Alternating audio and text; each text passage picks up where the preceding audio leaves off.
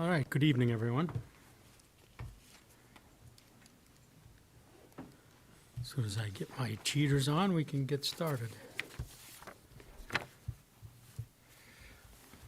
All right. So the hour of 6:30 PM having arrived, I will call to order this regular meeting of the Planning Board. This meeting is being broadcast live on the City of Keene YouTube channel and channel 1302. The video is also streamed on the city's website and is posted on the city website by the end of the next business day, barring any technical difficulties. All actions taken during this evening's meeting will also be posted on the Planning Board webpage on the city website. Copies of the printed agendas are available on the wall pockets as you entered the meeting room. The public and other board members will be recognized to ask questions and comment on the agenda item under discussion. After being recognized, all remarks are to be made through the chair. I will not recognize an individual a second time until everyone who wishes has a chance to speak. Anyone who wishes to address the committee is asked to go to one of the microphones in the room and identify themselves by name and address prior to speaking. Our minute taker tonight is participating remotely. Board members, please be sure to turn on your microphone when speaking. If the minute taker is unable to hear, they will ask you to speak louder or turn your microphone on. I will now call to order this regular meeting of the Planning Board and declare a quorum present. So, without further ado, I'd like to request that staff read the roll call. Thank you. Harold Farrington, Present. Roberta Mastrogiovanni, Mayor Jay Khan, Here. Councilor Mike Remy, Here. Sarah Vazani, Here. Ryan Clancy, Here. Kenneth Cost, Here. Armando Rangel, Here. and for the alternate Stefan Mayu, Tammy Adams, Michael Hafer, Here. and Joey Cosivera. Here. So I think we have room for one person? That is correct. Okay. I guess we could flip a coin, but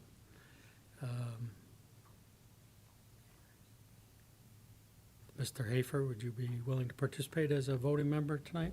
Yes, I will. Thank you. Okay. Okay, great. So noted. All right, let's move on to minutes of previous meetings. We had a special meeting on September 26th, and then the regular monthly meeting on September 29th. So I'll entertain a motion, I guess one at a time, but entertain a motion for approving those minutes. Councilor Remy, Can I try for both? you could do both. All right. Move to approve the minutes from the September 26, 2025 and September 29th, 2025 meetings as presented. Second. Thank you, Mr. Mayor. Any comments or corrections to the minutes? Normally I'd weigh in, but I read them, but I wasn't here, so I was recovering. My nasty bout with traveler's sickness. All right, so let's vote on each one one at a time. So, one motion? Okay. All right, well, let's vote on both then. Thank you, Councilor Remy. So all those in favor of the motion to approve both sets of minutes? Any opposed? Unanimously approved. All right, next on the agenda is a final vote on conditional approvals. And where do I have that? So this is for For those who haven't been to a planning board meeting recently, this is a standing agenda item. As a matter of practice, the board will issue a final vote on all conditionally approved plans after all of the conditions precedent have been met. This final vote will be the final approval and will start the 30-day appeal clock. So may I ask the staff if there are any applications tonight that are ready for a final vote? Thank you, Mr. Chair. There are no applications that are ready for a final vote this evening. Okay, thank you. So, next section of our agenda is extension request. So we have 2 extension requests. We will deal with these separately. So the next item on the agenda is an extension request for PB 2025-06, Cottage Court Development, Surface Water Protection, Conditional Use Permit, and Major Site Plan, Guittard Homes, 0 Court Street. Applicant Fieldstone Land Consultants, PLLC, on behalf of owner Guittard Homes, LLC, requests a first extension to the deadline to satisfy the precedent conditions of approval for the proposed 29-unit, single-family cottage court development on the undeveloped lot at 0 Court Street, TMP number 228-016-000. The parcel is 9.7 acres in size and is located in the low-density district. So at this time, is anyone here represent? Okay. Yeah, please come forward and let us know what you have in mind here.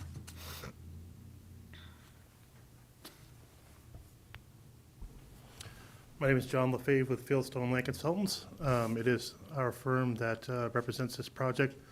It's not my particular project. It's my understanding that they needed a little more time to pull together the items that were requested. Okay.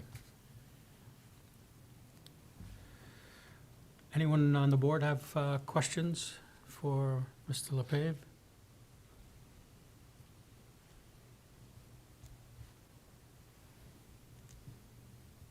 Seeing none, we will, I will entertain a motion to approve the extension. Move to grant a first Councilor 6-month extension to the time frame to satisfy the precedent conditions of approval for PB 2025-06. Second? Second. Thank you, Mr. Rangel. Okay. Thank you, Mr. Chair. Any, you can hang out, you can hang I out for gotta a minute. grab a couple of things to put up on the board, so, for the next meeting. Okay. Okay. Any discussion?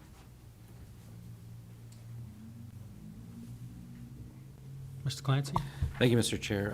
It's the first request, and it's something we typically do, so I'm fine going ahead with this. I think they have a right, actually, to the first extension, but thank you for pointing that out. Okay. Any other questions, comments? I know we're all looking forward to having this project move through. Yep. So with that, let's call the vote. All those in favor of granting the extension to PB 2025-06, so indicate. Any opposed? Unanimously approve the extension. Thank you. Thank you very much. We have a second extension request for PB 2024-14, Cottage Court Conditional Use Permit, Hillside Protection Conditional Use Permit, and Major Site Plan for Timberlane Woods Development, 0 Drummer Road. Owner Christopher Ferris requests a second extension to satisfy the precedent conditions approval for the proposed cottage court development consisting of 6 buildings and a total of 36 units on the parcel at 0 Drummer Road, TMP number 515-015-000. A hillside protection conditional use permit was requested for impacts to steep slopes. The parcel is approximately 13.1 acres in size and is located in the low-density district. Mr. Chair, I need to recuse myself from this, so I'll sit in the Okay, thank audience. you. Thank you. Ms. Fasani is banished to the gallery. Is anyone here representing the applicant?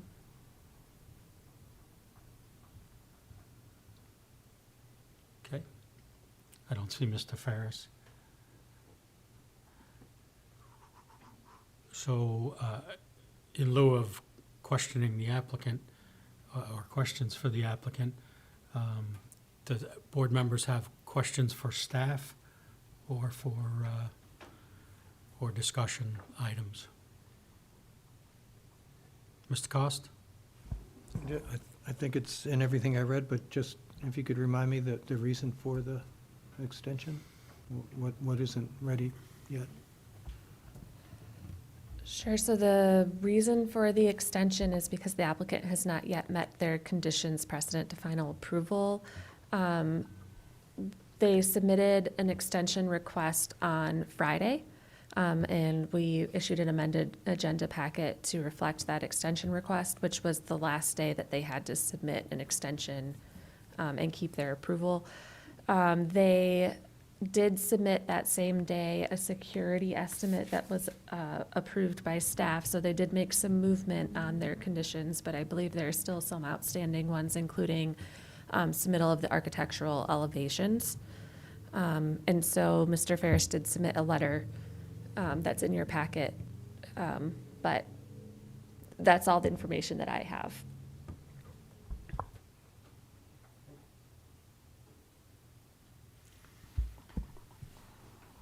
Mr. Hafer? It feels like this might, it says this is the second extension request. It feels like That's correct.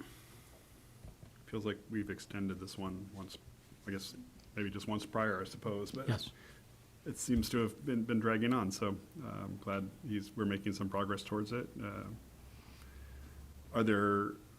If there's another extension requested, what's the process there? Is there a limit to the number of times something can be extended? I'm just curious about that, particularly with the last paragraph of his letter mentioning doesn't anticipate project construction starting till late spring 2027, which is a full 15 months away from now anyway.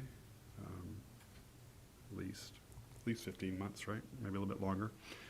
Just curious what else might be coming there. Sure. So applicants are allowed to request up to 3 extensions. And so the first extension is typically pretty much a give me. They do have to submit the request and the board has to approve it, but typically the practice of this board has pretty much been to automatically grant a first extension request. A second extension request usually involves a little bit more questioning about the reasons for why the project is being delayed.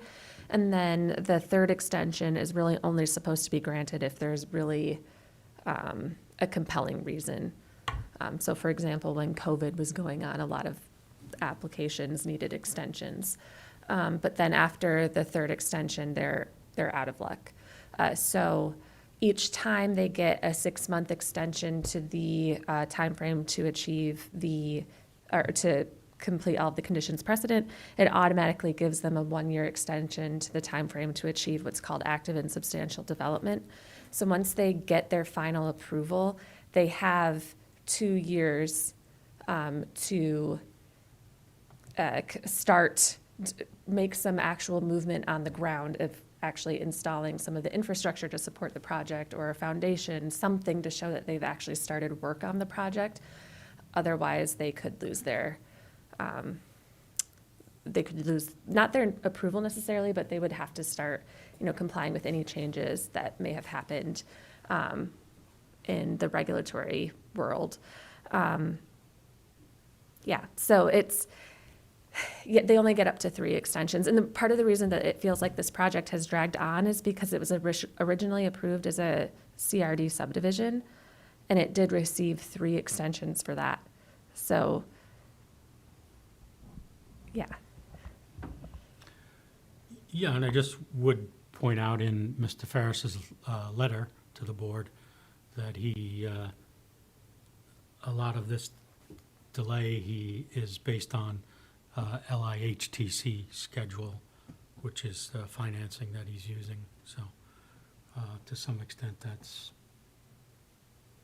out of his hands. So, okay.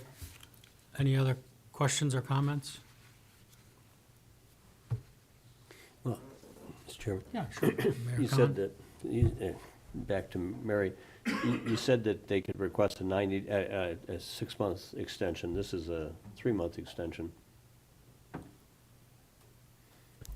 It should be for 6 months. Yeah, well, I think we don't really have a 90-day extension.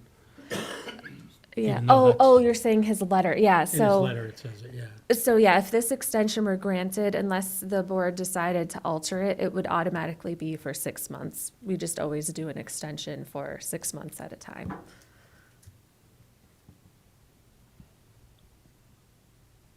At which time, when he completes that architectural plan, submits them, assuming they satisfy community development,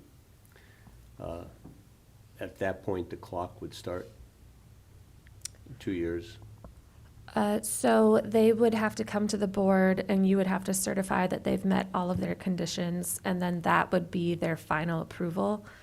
And then they would, and so actually the date of the active and substantial development, I think, is calculated based on when they received conditional approval. But that's automatically getting pushed out each time you give them an extension on their conditions precedent. So I'd have to do the math, but basically, because of giving them 2 extensions, that's pushed it out 2 years. So they would have plenty of time to start years the plus 2 project. years. Yeah. Thanks for setting our expectations. Mr. Cost? I'm not sure this is tied exactly to the extension, but, you know, the site has been disturbed quite a bit over time. And I don't know if activity's going on there or not, but I'm guessing maybe not because of this. So is there anything to worry about, you know, with either runoff or sediment and, you know, making sure whatever sediment controls are in place are still in place? Does the city occasionally inspect that? Because if this is going to go on for 2 years with unprotected land, it could be an issue for runoff and other things. Sure. So the site was forested, like they got an intent to cut down trees on the site. But it's pretty much stable right now. I believe the last time we went out and looked at the site was when the board did a site visit for the cottage court development. I think that question came up then, and the applicant's response was that, you know, at this point in time, there's already saplings and stuff growing up out of the ground. So even though the ground was disturbed at one point, it's pretty much stabilized now with vegetation growing.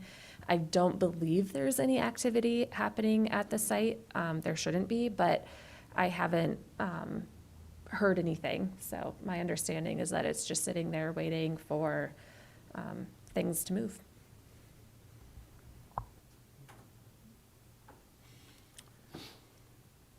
Okay, so at this time, I'll ask for a motion for the extension. Counselor Remy? Sure. Move to grant a second 6-month extension to the time frame to satisfy precedent conditions for PB 2024-14. Thank you. Second? Second. Thank you, Mayor Khan. Any discussion?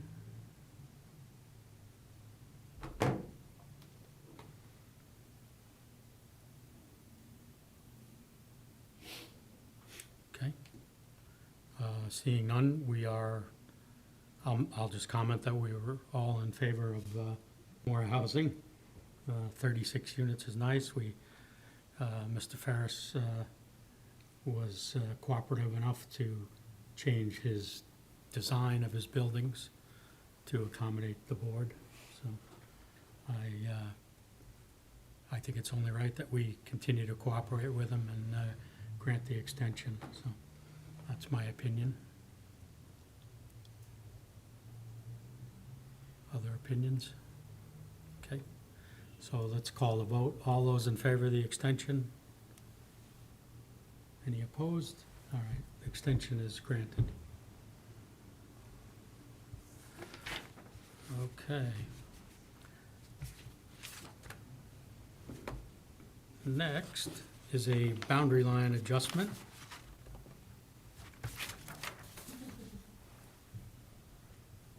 Oh, welcome back, Ms. Fasani. So our boundary line adjustment is numbered PB-2025-19. It's 35 and 39 Kendall Road. Applicant, Mrs. Ashley Facero, on behalf of owner Mr. and Mrs. John Facero and Mr. Charles Henry, proposes to transfer approximately 0.09 acres of land from the approximately 0.58 acre parcel at 35 Kendall Road to the approximately 0.45 acre parcel at 39 Kendall Road. TMP numbers are 540-013-000 and 540-012-000. The parcels are both located in the low-density district.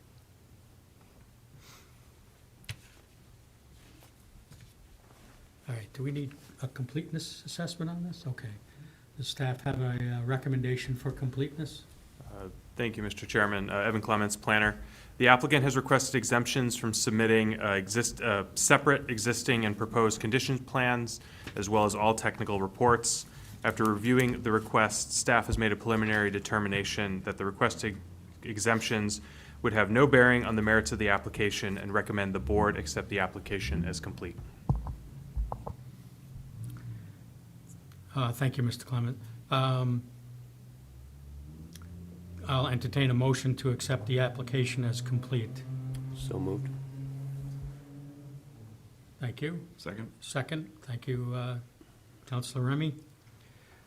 Any discussion about completeness? So we'll call the vote. All those in favor of determining that this application is complete? Any opposed?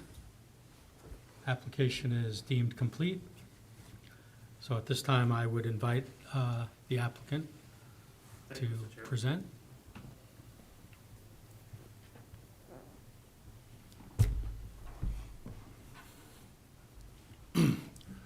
Board members and those present in the audience, my name is John LaFave with Fieldstone Land Consultants. I'll give you a little history of the project.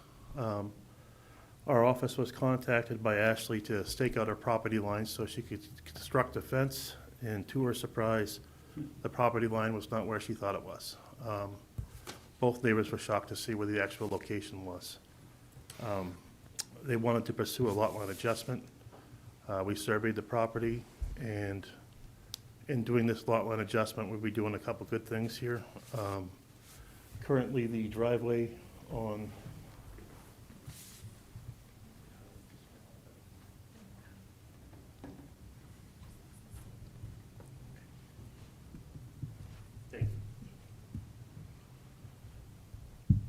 So currently, the driveway right here doesn't meet the requirements of a 10-foot setback. It's a grandfathered use. And also, this house corner is too close to the property line. So by doing this lot line adjustment, we'd be bringing both lots into conformity and solving the neighbors' problems as to where they're occupying the yard space. It's a very straightforward application.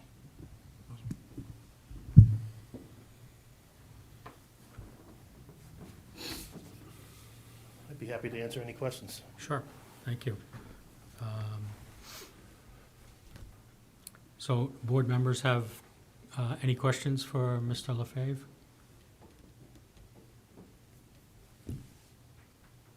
Okay. Thank you. Thank you. At this time, I'll invite staff to provide comments. Thank you, Mr. Chairman. Evan Clements, planner. I'll keep this brief. So the subject parcels are located on the south side of Kendall Road, approximately 100 feet from the intersection with Leahy Road and Blackbrook to the west and south of the properties. The property at 35 Kendall Road is 0.58 acres in size with approximately 100 feet of frontage, and the property at 39 Kendall Road is 0.45 acres in size with approximately 88 feet of frontage.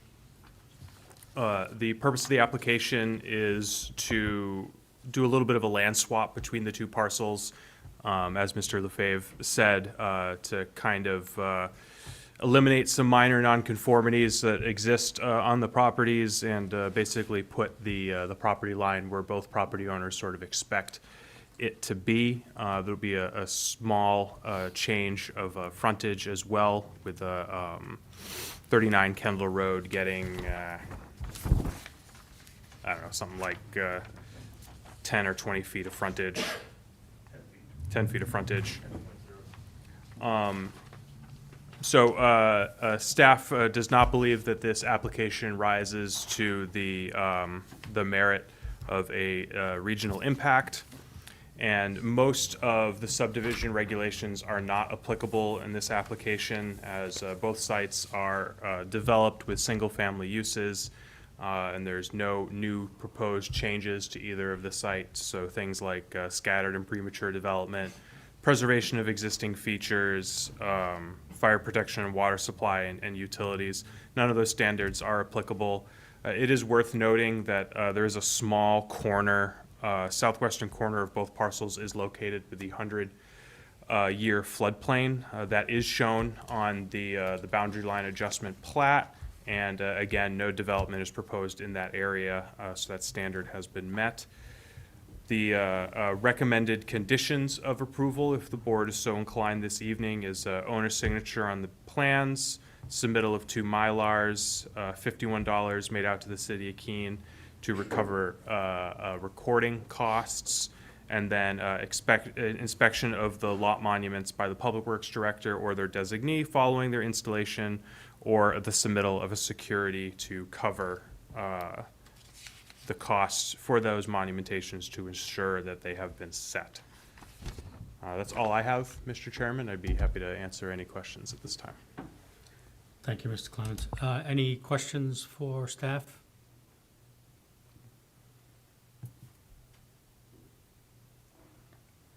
Looks like a thorough job. Thank you.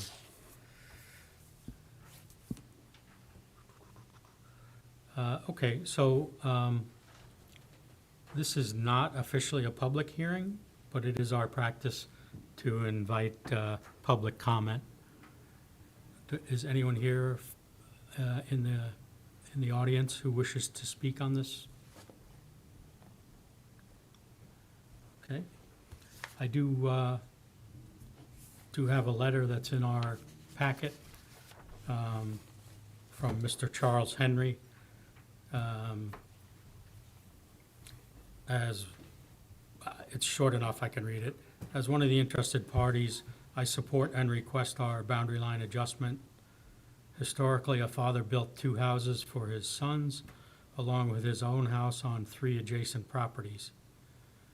However, the end of my driveway and mailbox are actually over the current property line for number 39, and my boundary line for number 35 extends into approximately 1/3 of their backyard. As congenial neighbors, we are both in agreement to fix our property borders. Okay. That's from Mr. Charles Henry.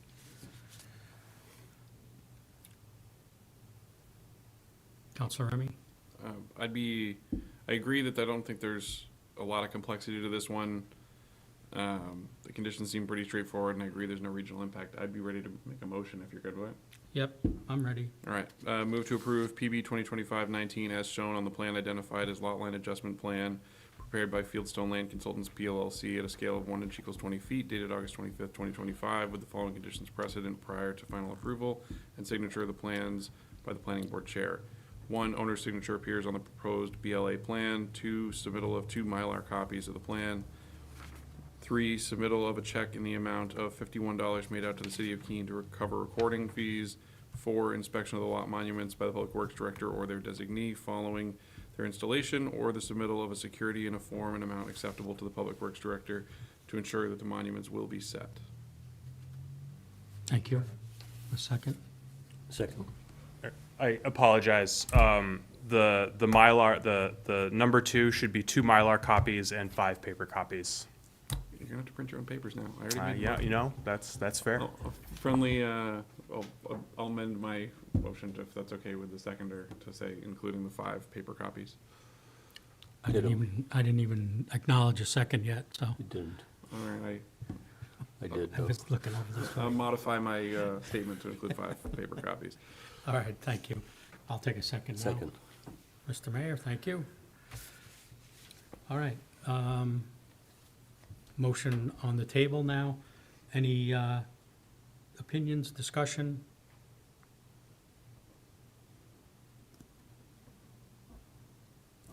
Seeing none, let's move directly to the vote. So all those in favor of the motion for the boundary line adjustment, please indicate. Any opposed? All right. Boundary line adjustment is approved. Thank you, Mr. LaFave. I want to thank you all for your time tonight. Thank you.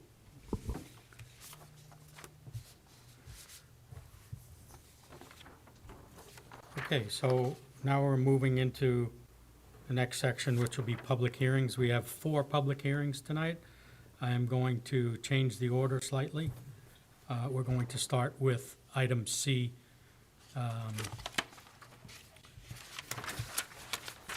Item C is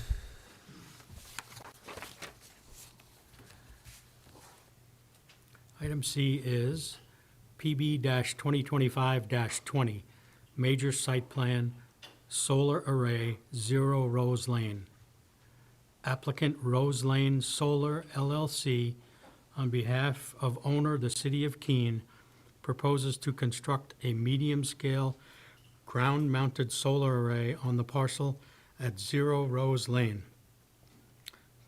Tax map plat number 113-002-000. A waiver has been requested from section 21.6.2.c.3 of the Land Development Code relating to the required screening for supplementary mechanical equipment. The parcel is approximately 13.2 acres in size and is located in the industrial district.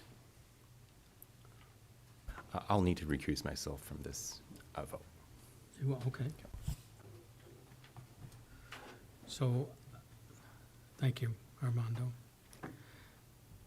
So, we'll start with staff recommendation for completeness. Thank you, Mr. Chair. This is Megan Fortson, planner. The applicant has requested exemptions from submitting a grading plan, landscaping plan, lighting plan, and all technical reports. After reviewing each request, staff recommends that the planning board grant the requested exemptions and accept the application as complete. Thank you, Ms. Fortson. I'll entertain a motion to accept the application as complete. So moved. And a second? Second. Thank you, Counselor Remy. Okay, so any questions about completeness of the application? Seeing none, I will call a vote. So all those in favor of accepting this application as complete, so indicate. Any opposed? All right, application is accepted as complete. So I'll invite the applicant's representative to present at this time.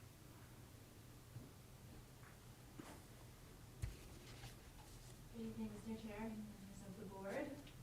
My name is Megan Yulin. I am with Virgin Energy. Can you turn on your microphone, please? I sure can. Thank you. I thought the red light was bad. My name is Megan Yulin. I am with Revision Energy. We're an employee-owned solar company. And I'm here tonight on behalf of, we are the developer for the project, and we'll be constructing the project, which will be owned by a local impact investor. This is a medium-scale solar energy system that is proposed to be located at the former wastewater treatment plant site. And it will participate in New Hampshire's low to moderate income community solar program, and Keene Housing and its residents will be the beneficiaries of the project.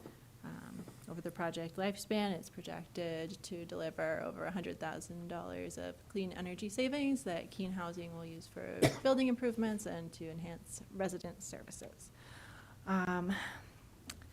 The site is somewhat unique because it is the former location of the wastewater treatment plant. We are proposing to construct the system adjacent to the current activity and use restriction area, which is the capped area that contains contaminated materials that were removed from the site when it was remediated. The portion of the property that the solar array is located on is the remediated portion, and it is being built on an engineered surface that exists there. For both of those reasons, the construction proposed is a ballasted ground mount array. Basically, that is steel baskets or steel cages that hold ballast rock. That provides the foundation for the array racking and the panels. And all of our electrical runs will be ballast mounted as well, so they are above ground. And there is a small amount of utility equipment that is located on the southern edge of the site before we connect into the existing grid infrastructure with one new utility pole. The site is currently fenced as is. It's a 6-foot chain link fence that exists on the site. We will be modifying that fence along the southern side, along Rose Lane, and extending it to the west and north of the proposed solar development. Let's see.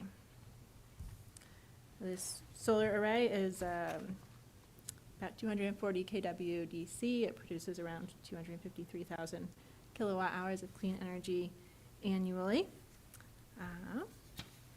And we are aiming to construct in spring of 2026. We expect it would take a few months for the construction process. We have proposed a temporary construction entrance that is using the entrance that currently exists on the kind of southwest corner of the site. There is an existing gate there. That fence line will need to be modified to accommodate delivery trucks, but that it will be rebuilt to match the existing chain link fence along Rose Lane. We did request a waiver of the landscaping plan and screening plan. This site is located in the industrial district. It is surrounded by other industrial properties, and there is vegetation on 4 sides. One of the unique things about this property is that Rose Lane is actually part of the city property, and is not considered a public right-of-way. So there is very limited visibility of the project from any other abutting property.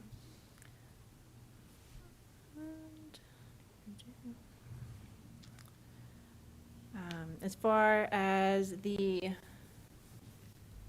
kind of construction considerations, we'll have silt stalks around the perimeter of the work area. We'll be using tracked vehicles on the site, like a skid steer, to minimize vegetation disruption. Any areas that are disturbed during construction will be revegetated, reseeded, once construction is complete. And the site was specifically, the solar array was specifically designed to remain on the portions of the site that are less than 5% slopes. So it will not result in an increase in stormwater runoff or change the drainage patterns of the site. I'm happy to answer questions. That's the overview of the project. Okay, thank you, Ms. Ullin. Thank you. Board members have questions? Mr. Cost? Thank you, Mr. Chair. Sounds like, to me, a good use for the land. When I looked at the aerial photo, and when we were out at the site, right now, it looks like a fairly large tract of land without a lot of fencing, especially to the west, if I'm right. And I'm seeing water, and I'm just thinking of animal habitats, and I know the fence is an animal type, wildlife type fence that allows small animals, but what about the ability of larger animals, deer or something, to be able to get along in some of that area that looks like it might be cut off to them? The fence does not continue down to the edge of the river, so there's a good 30 to 50 feet of woodland area between the project's fence line and the river. The fence will exclude deer from the project site. We don't typically want large animals in the equipment area. But it does not prevent them from accessing around the site. And I think because the site is an engineered surface, it's a little bit, I guess, atypical from what you'd usually see. I do know the Public Works Department needs to kind of keep that free of animals like So they could gophers still and woodchucks cross, and they could still cross over larger more things. to the west where the water courses and all of that. Right, Okay. right. That was my, because of, so the whole idea of fragmented open areas, we're Right. losing them, but it looks like that's not an issue here. Thank you. Yeah, thank you. I have a couple quick questions, more for my own edification, but you characterize this as a medium scale array, is that, That's correct. how do you categorize them? That was by drawing a line around the perimeter of the solar panels and the associated electrical equipment, and that came in at 23,100 square feet, which fell into the definition of medium scale in the zoning ordinance. Okay, and maybe I just didn't hear correctly, but the $100,000 that you mentioned, that's an annual savings or That's the total project savings? lifetime, Project life, yeah, which is 25 years. 25 years? Okay. Thank you.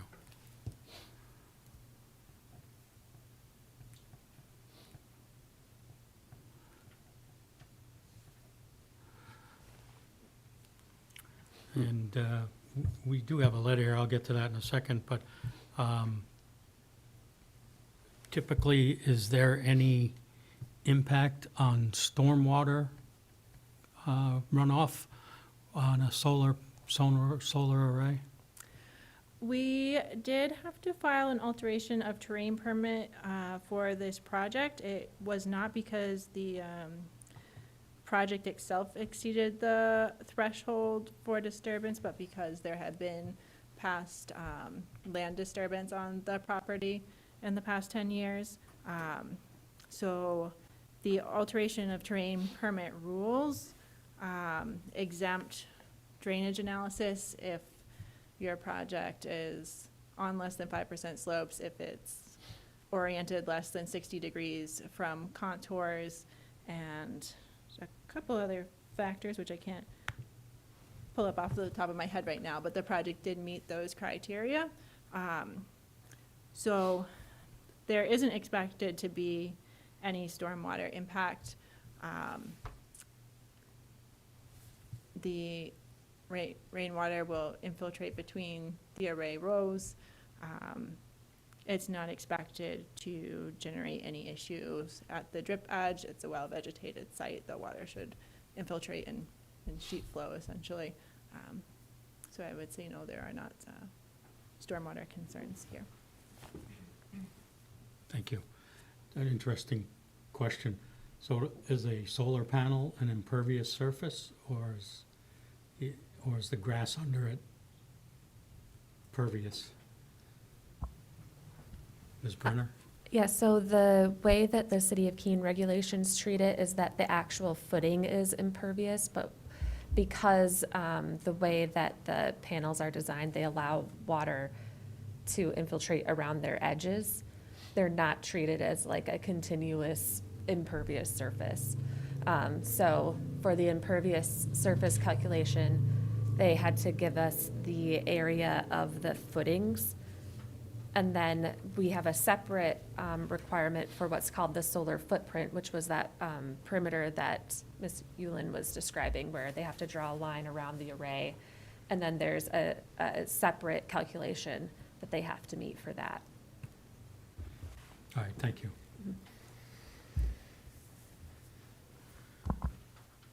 All right, any other questions? Mr. Clancy? Thank you, Mr. Chair. Just since we're asking questions, I'll probably, I'm mulling it over, but would your group be opposed to the vegetation mixture for revegetation? Would you be opposed to native wildflower mixture instead of a grass mixture? There's not going to be a whole lot of earth disturbance on this area, so a lot of the grass that's existing will remain. Typically, it's difficult to establish wildflowers where there is already kind of an established grass habitat. So I don't know that that would be a particularly successful effort on this site. But that would be my opinion. Mr. Hafer? And just to understand the parties involved here, is you mentioned the array will be owned by a local impact investor? Yes, that's the Rose Lane Solar LLC Yeah. entity that will own. Okay, and the land itself remains in ownership of the city? Yes, and there will be a lease agreement between those two parties. Okay, thank you.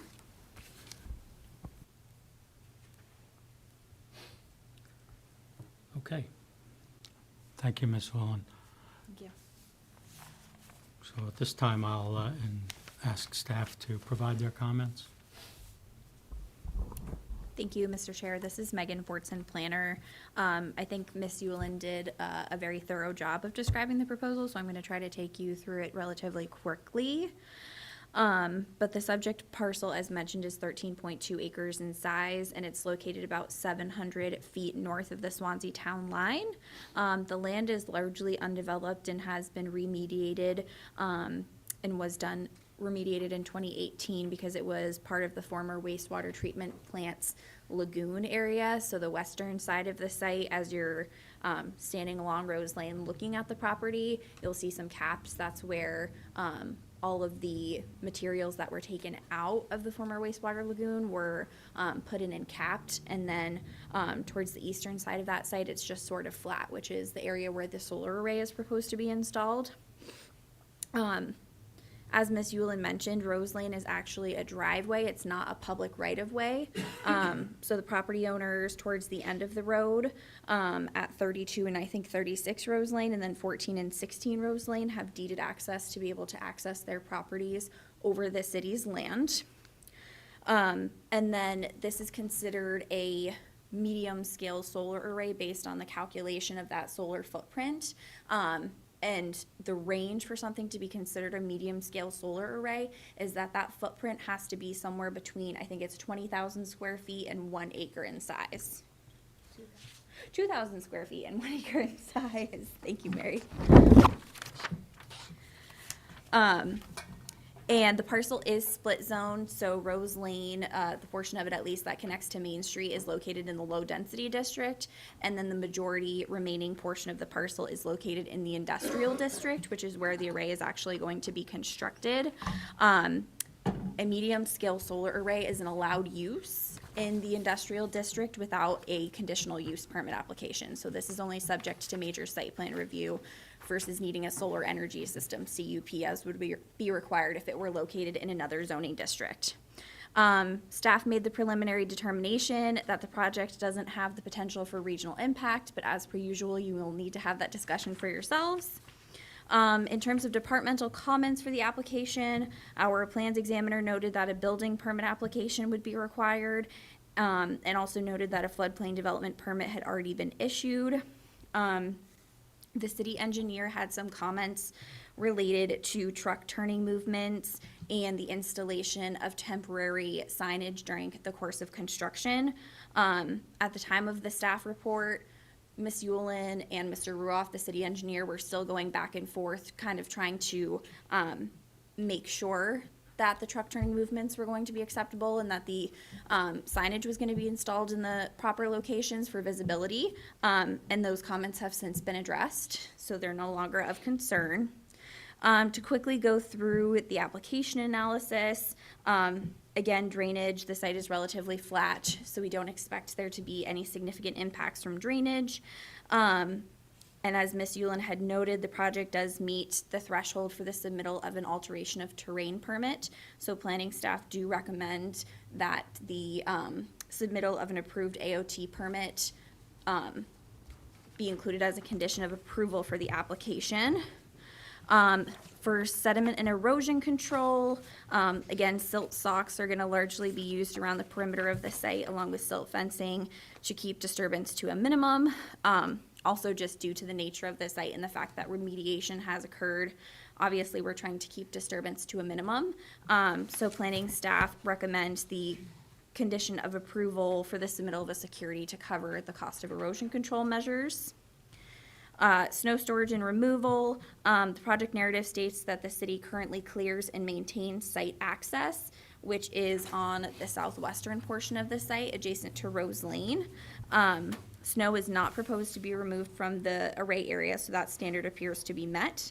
The only landscaping applicable is the grass seed mix that's proposed to be used to remediate any areas that are disturbed during construction, which will mostly be the stabilized construction entrance to the south of the array. So planning staff recommends that that be included in the security that gets submitted.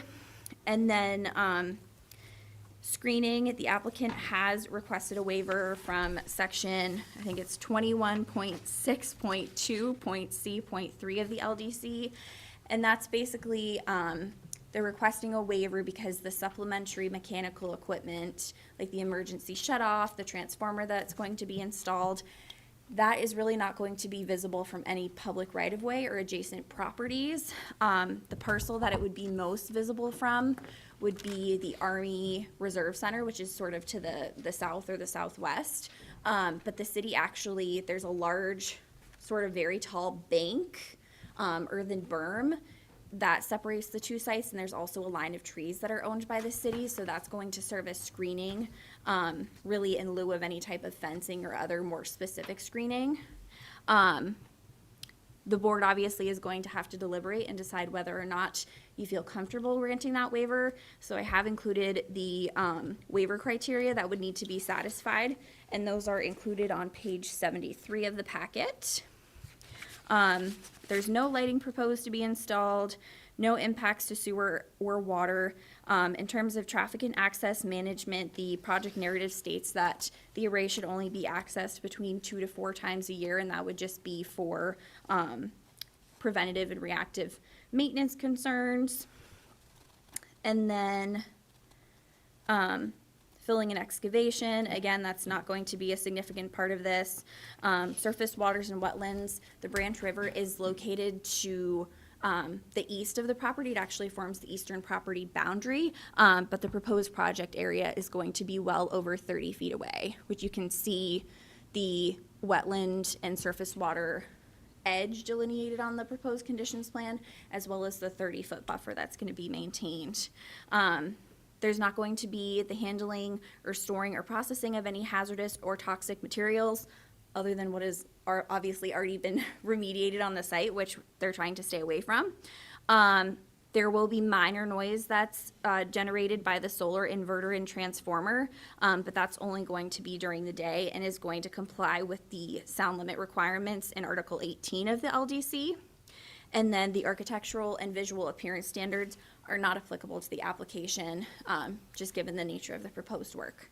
So I did include a recommended motion, which was actually subsequently updated following the issuance of the agenda packet.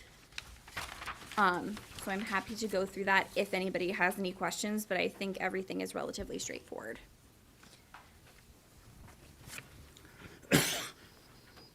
Thank you, Ms. Fortson. Questions for staff? Counselor Remy? Thank you, Mr. Chair. First one's easy. What changes were between the packet and what we're looking at now, just so I don't have to like try to side by side these? Sure. This is Megan again. So one of them was, if you're looking C. at your staff report, it was condition 1C, which was the submittal of an updated proposed conditions plan showing lot coverage calculations. So that item was removed, or I should say, the lot coverage calculations portion was removed. They still need to submit a plan that's been stamped by a wetland scientist. And then the other item that was removed was the submittal of an updated truck turning exhibit. Okay. All right, my second one is, I don't understand why they need a waiver, because it does seem like it's screened on all four sides by vegetation. So I don't understand why, if we just discuss that and state that it seems like it's screened, I don't understand why they need a waiver. So that was something that Ms. Brunner and I actually had a discussion about while we were in the process of reviewing the application. And really, we had actually reached out to Ms. Yulin to say, hey, we don't know if this waiver is strictly necessary, but for safety's sake, if you want to move forward with noticing it as part of the application, we can do that. And that's what they opted to do. I suppose if you were to play devil's advocate, you could say. Hello? We can hear ourselves. I don't know if anybody in the audio room can hear us, but we can hear ourselves. Okay. If you're playing devil's advocate, you could probably say that the equipment, like the supplementary mechanical equipment near the fence line, is going to be very minorly visible from like the Septic Pro property or from the asphalt plant down at the end of Rose Lane. That's a private driveway. But it's a driveway, but the screening standards apply to equipment that's either visible from the public right-of-way or from adjacent properties. So that's kind of why we kept it in there, just for safety's sake. Understood.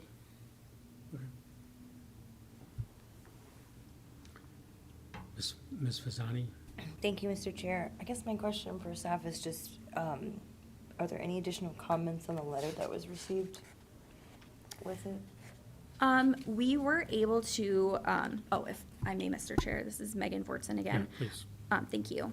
So, we were able to connect with the Public Works Director before the end of the business day today, and he was able to provide us with some additional history on, sort of the connection of the three sites, the Granite City, Davis Oil, and then the city-owned parcel. And it sounds like a few years ago, back in 2018, when the wastewater treatment plant was being capped and remediated, there were some discussions about potentially installing some additional drainage infrastructure.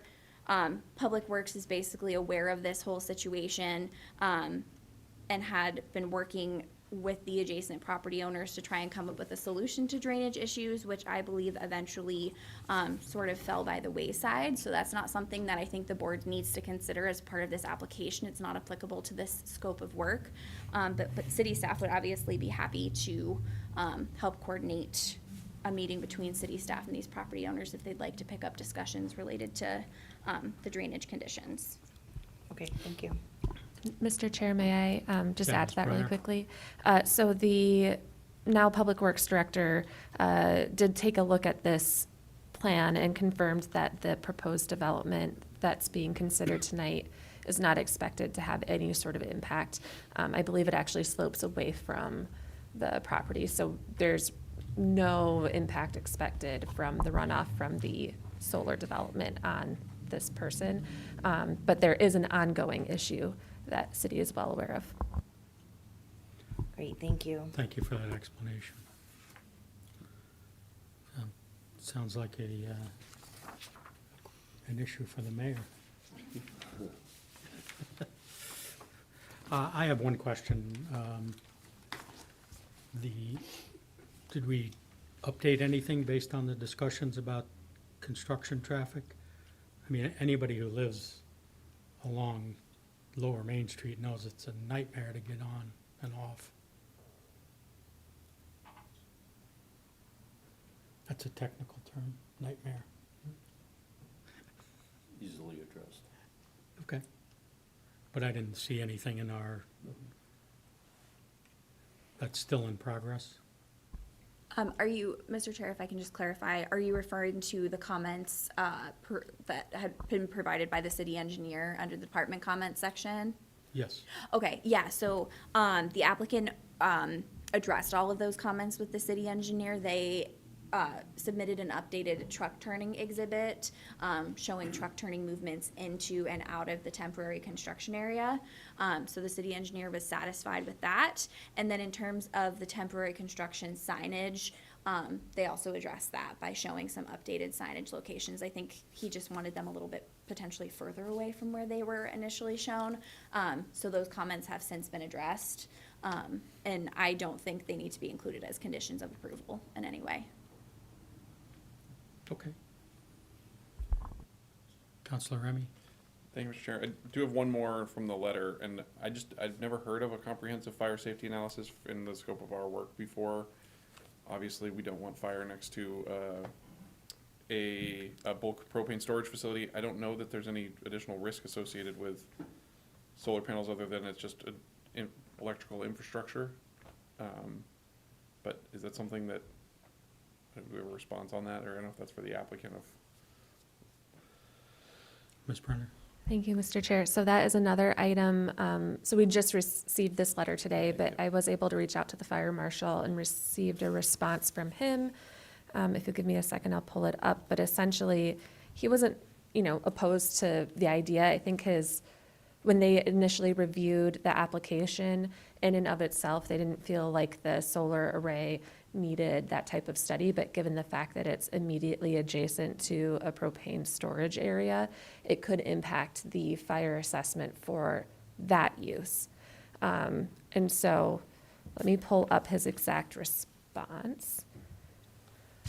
Okay, so he said if the roles were reversed and the propane installation was going in, they would be required to do a fire safety analysis. So it does make sense as this new abutting installation could affect the validity of the adjacent property's current fire safety analysis. I think it is a prudent ask. So that was his response to that recommendation. Could, one of my thoughts would be, and it's a question of whether this is practical, of, I don't know how to review a fire safety analysis. If we put it in as a condition precedent and put it to the fire marshal to come back with a satisfactory response on it, is that something that we could do? And if the fire marshal disagreed that it was all clear, then it would come back to us, obviously, as they wouldn't be able to meet a condition precedent. So I would ask the applicant about that. So I don't know what time frame would go into getting a study like that done, or what the cost, but Yeah. I'm really unfamiliar with it, to be honest. I meant so. it more from a practical perspective, from a management for the city. It's one of those where sometimes we're hesitant to put things in there that the city may not be comfortable weighing in on without the board weighing in on it. For the city staff doesn't want to weigh in. This is one where I think it's above us to decide if that's an appropriate fire safety report without the fire marshal's feel on it. But I will go back to asking the applicant if they're open to doing one and what that means, but just practically if that works for city staff. Yeah, I'll speak for the fire marshal. I think that it would make sense for him to review it, if that's your question. Yeah. Yeah, please, go ahead. And Follow up? Yeah, follow up, I guess that's kind of towards the applicant, is if that was a request to, not necessarily to hold up the approval tonight, but to say that you need, before you get final approval, you would need to send that to the fire marshal? Is that something that would be satisfactory? To be honest, I'm not familiar with a fire safety analysis. I can say that our projects are designed and constructed to meet NFPA code. Fire risk from a solar array is very small. And that Not makes sense. no. It's just electrical infrastructure being right next to a propane storage, whether it's solar or anything else, being that close. That's Understood, because I don't really know what it entails. I have a hard time Yeah. responding this evening. It has been a very complex site for this particular project, so additional costs are going to be difficult.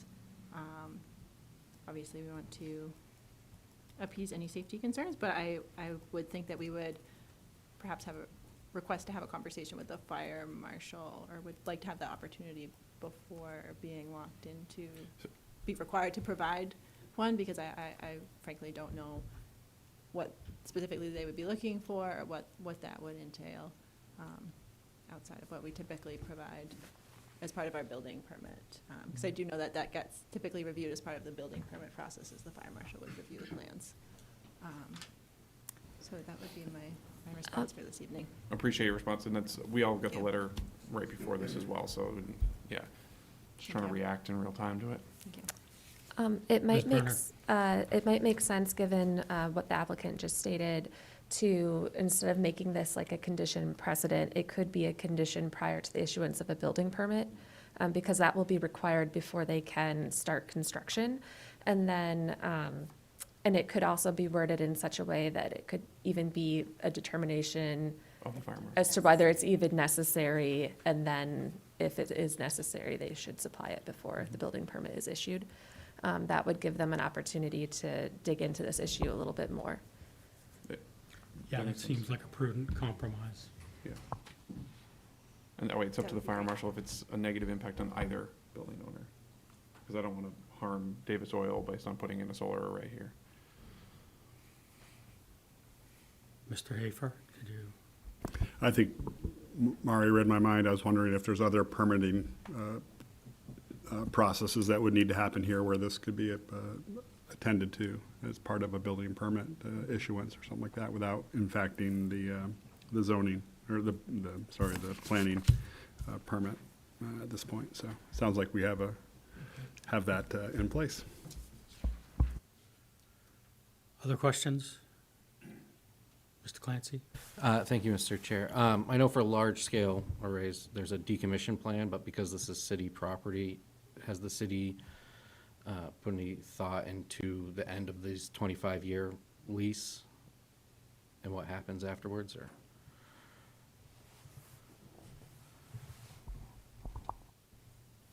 Should I address this question, Yeah, Mr. Chair? please. The lease agreement between the city and the project owner will provide for the project owner to remove the array at its end of life and to cover those costs.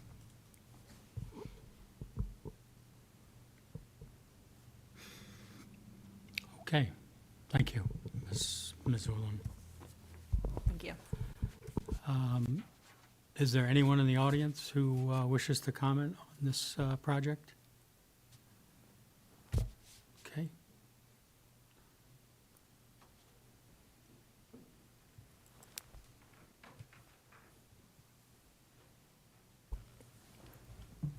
Thank you. My name is Steve Walsh, 80 Silent Way, Keene, New Hampshire. My family owns and operates Davis Oil Company.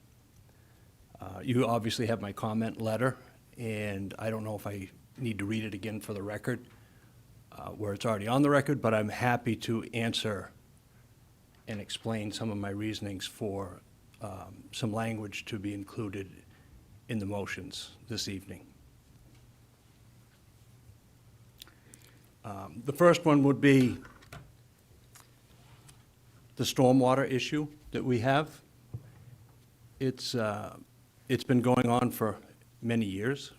If you follow my comment letter, which is pretty brief for a long history, but the lasting part of this was in 2018, when we were told that the capping of the plateau of this property at 0 Rose Lane was not going to impact us at all. When the truth is, it absolutely did. And I sent pictures today. You are welcome at any rainstorm to go visit the site, where that water got directly diverted towards our property instead of down the hill to where the solar panels are going. I will be the first to say that I am not against solar panels, and I hope this project can succeed. I've had solar panels on my house for over 15 years, so I have nothing against solar panels. What I am asking for, and you have some very brief documentation of relief that we have been assured of over the years, has not been done. 0 Rose Lane holds a very small piece of property for some drainage to go to come onto and relieve 14 Rose Lane. That's what we're asking for, not to shut down the solar panel project. I would love to see it go with the conditions of the two pieces that I have mentioned. Stormwater is one of them.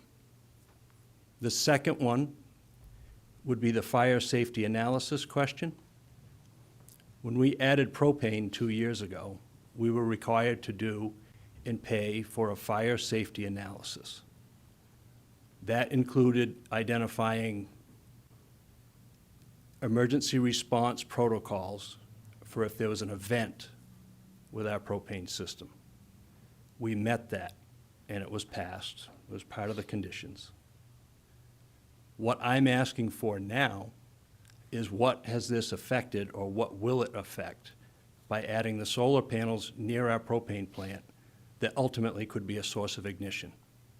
What's the protocol to turning these things down in the event of a, God forbid, there's ever a propane leak? That's what I'm asking for. I'm not asking to try to put somebody bankrupt on a fire safety analysis, but I also want to make sure that we're able to continue to buy insurance for the business that we're in. That's what I'm asking for on that. And again, it's not against the project. I'm hoping that 0 Rose Lane, before it gets developed, can give us that small piece of relief that I know our current Public Works Director knows about. The past city attorney knew about it. The past Public Works Director knew about it for many years.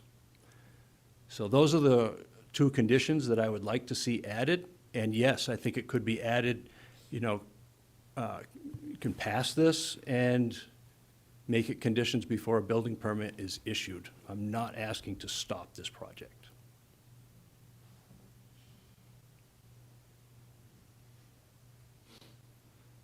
Thank you, Mr. Walsh. No, thank you. I'm happy to remain if there's any questions. I don't. Ms. Visani? Thank you, Mr. Chair. How much is a fire safety analysis, since you said you had to pay for it? Would you mind sharing? You're testing my memory now, honestly, about but I that, want to say, I just have no concept of it. I would honestly think theirs would be less than ours. I mean, Right. the basic of it is done. We've already paid for it, where all the fire hydrants are and the response time to each one. I think we paid in the area of maybe $5,000 for it back then. But again, Right.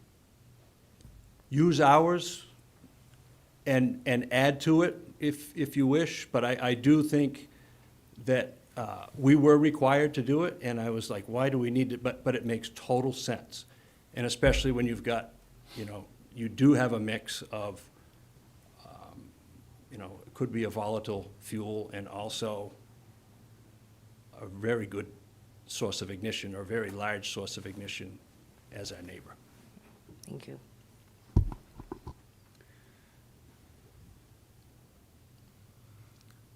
Okay, there's another gentleman who wanted to speak as well.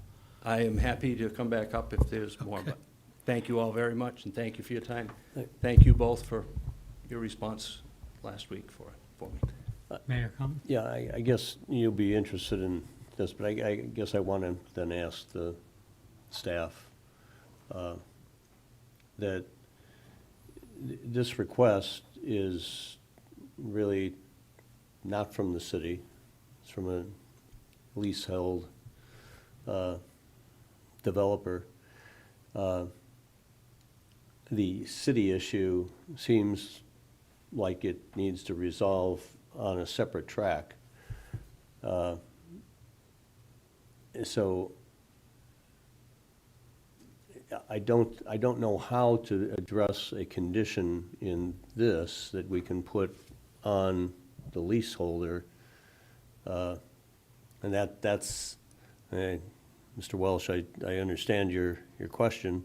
I mean, the issue that you want the city to answer for you, but it seems different from what the applicant can address. Mr. Chair, may Yeah, I Ms. Broder. respond? Yeah, so I would agree with that. I think staff would recommend that you keep any conditions for the project related to impacts of the project. However, I do think it is very important for the city to work with the property owners to address the drainage issues. And one of the things that sort of came to our attention through this is that one of the properties that is contributing to the issue is in violation of their site plan. So we will be following up with that piece of it. I also think that the city engineer, well, now the public works director, had come up with a couple of potential solutions, and the barrier at the time was that they weren't able to secure permission from the property owners to get the easements required to make those improvements. So I think the city already has a plan prepared to fix the issue, and we just need to figure out how to get all the parties involved to, I think there's two private property owners and the city that have to be involved in the solution. And so it's going to be a little bit tricky, I think, to get it all coordinated, but now that it's on our radar, I think we will make sure to follow up on it. Mr. Chair? Yes, So, I will, I know that was the original intent, to have 3 property owners contribute to this, but the fact is that we do have a direct connection between 14 Rose Lane and 0 Rose Lane, and not have to connect with 16 Rose Lane. I know the hope was for a shared cost from 16, but I don't believe that's completely accurate. Okay, yeah, well, this is not No. really the right forum to adjudicate or negotiate this issue. No, it isn't, but the city does own that piece of property and will be leasing it, so I look at it as if it was a private piece that may not be. I don't understand how you would, based on your letter, how you would be a little skeptical. Am I good? Yep, Thank you. thank you.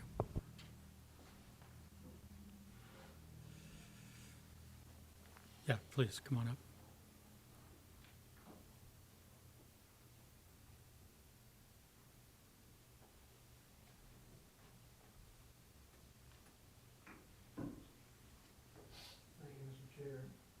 Push the button. There you go. Thank you, Mr. Chair. Peter Hansel, 61 Bradford Road. I'm basically here to give my support to this project. When I was on the Energy and Climate Committee for 6 years, one of the things we did was look all around Keene to find sites that solar arrays could be put on. We came up with 3, and I'm happy to say that those 3 are in active review for solar arrays. One is at the airport, a good size array down there that I'm sure you're all familiar with. One is at Cedar Crest behind near the cemetery over there, and the third is this Rose Lane. We were tickled that the city took this up and went forward with all 3 of these projects. I just want to emphasize that the timing is critical. Certain incentives run out at the end of this year, and we have to get project going and in some form of construction prior to the end of the year. So delays are could be a problem on this. So I just wanted to emphasize that, but also say how much in favor of this project I am. And it'll be good for the city. It'll be good for those off-takers, which I think is Keene Housing. Most of the people there that will be able to take advantage of the lower, the cost savings from this array. Thank you. Thank you. Anyone else like to comment on this project? All right, seeing no one else, I will close the public portion of this meeting, and we'll move on to a motion at this time. Councilor Remy? I'll take a swing at it, see how I do. So before I say that, I'll say I agree that there's no regional impact. And I think we all like the idea of the project. It's just a matter of, there's some details that we gotta figure out here that we just heard. So I'm trying to make this the right way here. Approve PB 2025-20 as shown on the plan set, identified as Revision Energy Rose Lane Solar Site Development, Keene, New Hampshire, prepared by Horizons Engineering at a scale of 1 inch equals 60 feet in January 2025 and last revised on October 23rd, 2025 with the following conditions. 1, prior to final approval and signature of the plans by the planning board chair, the following conditions precedent shall be met. A, owner's signature appears on the title page and proposed conditions plans. B, submittal of 5 paper copies and a PDF copy of the final plan set. C, submittal of an updated proposed conditions plan stamped by a wetlands scientist licensed in the state of New Hampshire. D, submittal of a security to cover the cost of sediment and erosion control measures, revegetation of the site following construction, and as-built plans in a form and amount acceptable to the community development director. E, submittal of an approved alteration of terrain permit number from the New Hampshire Department of Environmental Services. F, that, no? Oh, you want to do it as 3 instead of F. Or as a condition subsequent, because it would Okay. be for building I got permit you. issuance, yeah. All right, so I'm following. So 2, subsequent to final approval and signature of the plans by the planning board chair, the following conditions shall be met. Prior to the commencement, or A, prior to the commencement of site work, erosion control measures shall be installed and inspected by the community development director or their designee for compliance with the approved plan and all City of Keene regulations. B, prior to the issuance of a building permit, the fire marshal or their designee shall sign off that there is no impact to the,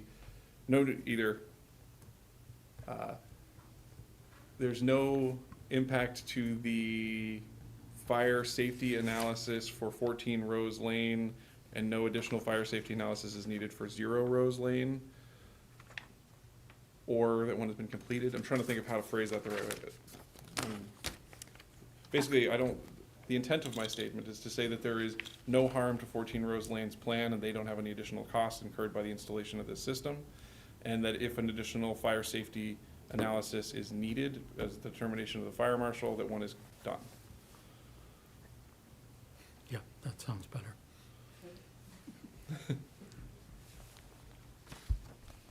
I think it captures The intent. the intent, yep.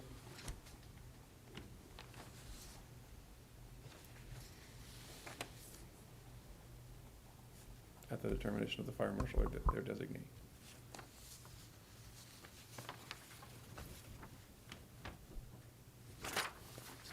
Second. Someone wrote that down. Thanks. No one wrote it down? Oh, okay. I Okay, give you permission to clean my Yeah, language yeah. to the intent, and we'll. okay, so we have an active motion. Deliberation, questions, comments? Counselor Remy? Yeah, so I did not include anything in there around the 14 Rose Lane's request on the stormwater piece. We need to take that, I mean, I'm a city councilor, Jay's the mayor, Mayor Conyers, we will make sure we follow up with the city on this to make sure that something's done with it.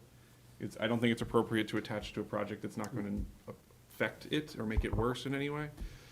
But I don't think it's acceptable that it's gone on this long, so. Ms. Visani? Thank you, Mr. Chair. I agree with Councilor Remy that there was no doesn't appear to have regional impact, and I'm happy that we included the piece about the fire analysis, the fire safety analysis. I think that that will help any potential issues, and I'm ready to move forward with the vote. All right, so let's call the vote. All those in favor of the motion to approve? Any opposed? Motion as amended is approved. Thank you. Okay.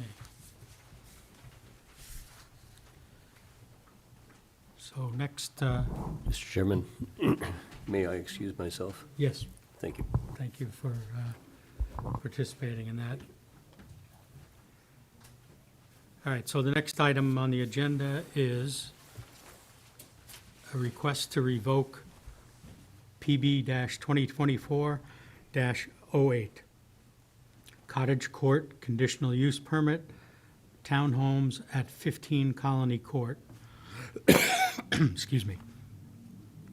Per New Hampshire RSA 676, Section 4-A, applicant and owner Poma LLC proposes to revoke the planning board approval of a cottage court CUP, PB-2024-08, to construct a two-unit building on the parcel at 15 Colony Court, TMP number 535-012-000, as the two units are now allowed by right.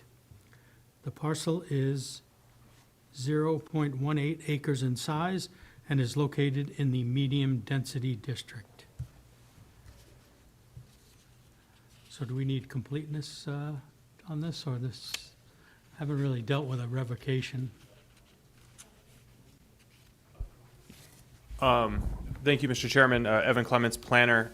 This is sort of an administrative and in a lot of ways an enforcement request. It's sort of the opposite of an application.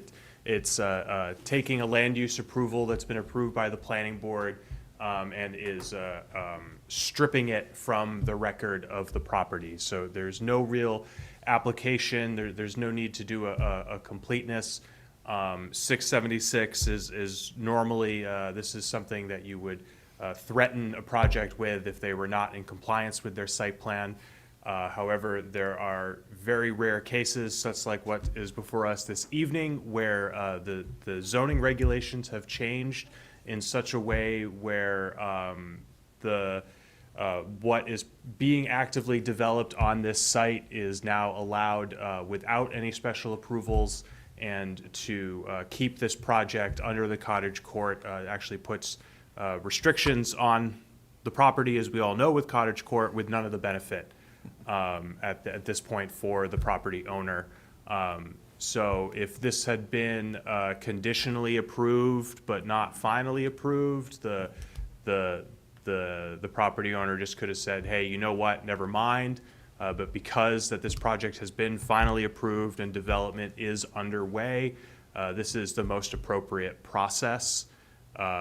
Just for clarity's sake, the literal written statute refers to recorded projects, and while the city of Keene doesn't record site plans and conditional use permits, the process, it's not uncommon to use a process in statute for not its literal, the most literal way it's been used, but still fundamentally the same way. So we're still gonna, if the board votes to revoke the application, we'll record that decision so that in the chain of title with the property, there is some history for future property owners. Especially if in the future this property changes ownership and they come to the city and they look at the property file and they see, oh, it had this cottage court conditional use permit thing. What is this? So there will be a copy of the revocation there. It'll also be with the Registry of Deeds for the chain of title. And that's what's required with the statute. And it's just the cleanest way to set the record straight in perpetuity for this project. Thank you, Mr. Clements. All right, I don't know, is the applicant here, or? I'm a representative of the. You are? Oh, okay. Would you like to address us at all? Well, I don't believe there's any addressing needed. If you have any questions, I'm happy to, my name is Rick Lewis. I'm the project manager. But I think all the paperwork is in order for this, and so if there's any questions, I'm happy that I can answer, but I think Evan is. Okay, so, thank you for being here. Yeah, I Any mean- questions for Mr. Lewis?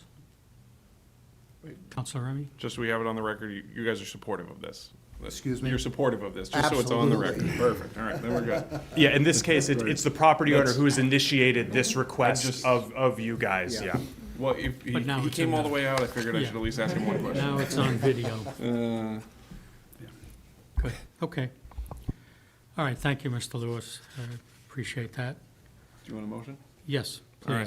please. Well, this is technically a public hearing, so you do need to open it for public comment. Any members of the public here to comment on this? Seeing none, I'll close the public portion of the meeting, All right. and I will entertain a motion. All right, thank you. In accordance with New Hampshire RSA 676-4A, move to revoke conditional use permit PB 2024-08 for a cottage court development on a property located at 15 Colony Court. I'll have a second. Second. Thank you, Mr. Rangel. All right, motion is on the table. Any discussions, questions, comments? Yawns? We're almost done. Yeah, yeah. All right, so let's call the vote. All those in favor of revoking the conditional use permit? Any opposed? No, okay. Success. Just- Thank you, Thank Mr. Lewis. Thank you very much. Just one, now that we're between items, if the mayor is gone, I think there's one more position to promote someone, if we can bring everybody up as a voting member. No? He's shaking his head no at me. He's gone. I'm, you know me, that's my philosophical Yeah, Mr. approach. Mr. Chair, I Inclusion. believe that, so prior, a few months ago, I thought that the only position that couldn't be filled by a regular alternate was the city councilor position, but it turns out it's all of the ex officio of positions, the so the ex officio? mayor, All right. the city councilor, and the Sorry, administrative Joey. official, yeah. All right. Sorry. I tried. You can, I was trying to get you in. you can note that Counselor Remy was on your team. Do we, point of order, do we have quorum without the mayor? Yeah. Yeah, we have 7. 8, you count. Well, Oh, no, Joey's yeah, not you're right, one. Joey Yeah, doesn't count. We I'm have just- 7. We have 7, yeah. So what was what was your point about the ex officio position? Jay can't be sat because he's the mayor. Yeah, so the board has He to. can't be subbed, yeah, Yeah. by Yeah. a regular member. Okay, Yep. we still have quorum even though. Yep, same for But me, we and there's still have actually four. one open seat that can only be filled by a member of city staff that lives in the city of Keene, and we don't have anyone in that seat right now. And, It yeah, doesn't work so in the, Yeah, so we're getting smarter about this. as we go along. the one thing that the board might want to consider in the future is asking city council to designate specific alternates to fill those spots. So you, as long as somebody is designated to fill the mayor's spot or designated to fill the administrative official spot, they can do that. City council spot can only be filled by another city councilor, so, Okay. yeah. That's for a future meeting. Future meeting. I just was trying. Okay. The last public hearing item is amendments to planning board regulations. I assume, Mary, that you're, There's another subdivision, Mr. Chair, to be reviewed. I missed that, sorry. Okay, Big one. you're right. That's what I get for bouncing around. All right, so next item on the agenda is a PB-2025-17, 5-lot subdivision, Markham Image, 150 Congress Street. Applicant Fieldstone Land Consultants, which is why Mr. LaFave is still here.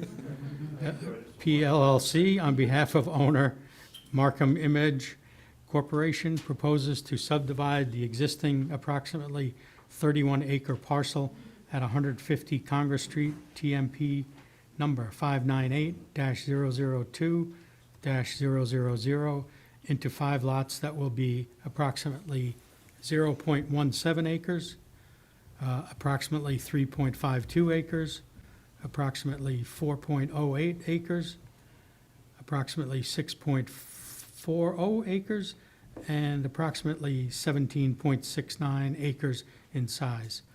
The parcel is located in both the industrial park and conservation districts. Okay. Does staff have a recommendation for completeness? Thank you, Mr. Chair. This is Megan Fortson, planner. The applicant, I apologize for that. The applicant has submitted requests for exemptions from submitting separate existing and proposed subdivision plans and all technical reports. After reviewing these requests, planning staff recommends that the board grant the requested exemptions and accept the application as complete. Thank you. Any questions for Ms. Fortson? I will entertain a motion for completeness. So moved. Thank you. Second? Second? Thank you, Mr. Rangel. Any discussion? Okay, let's move to the vote. All those in favor of finding the PB 2025-17 as complete, please indicate. Any opposed? Okay. Application is complete.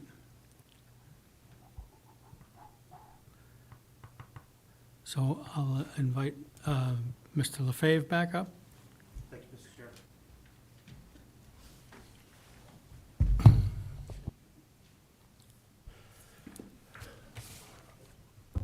Chair. Board members, Mr. Chair, my name is John LaFave with Fieldstone Land Consultants.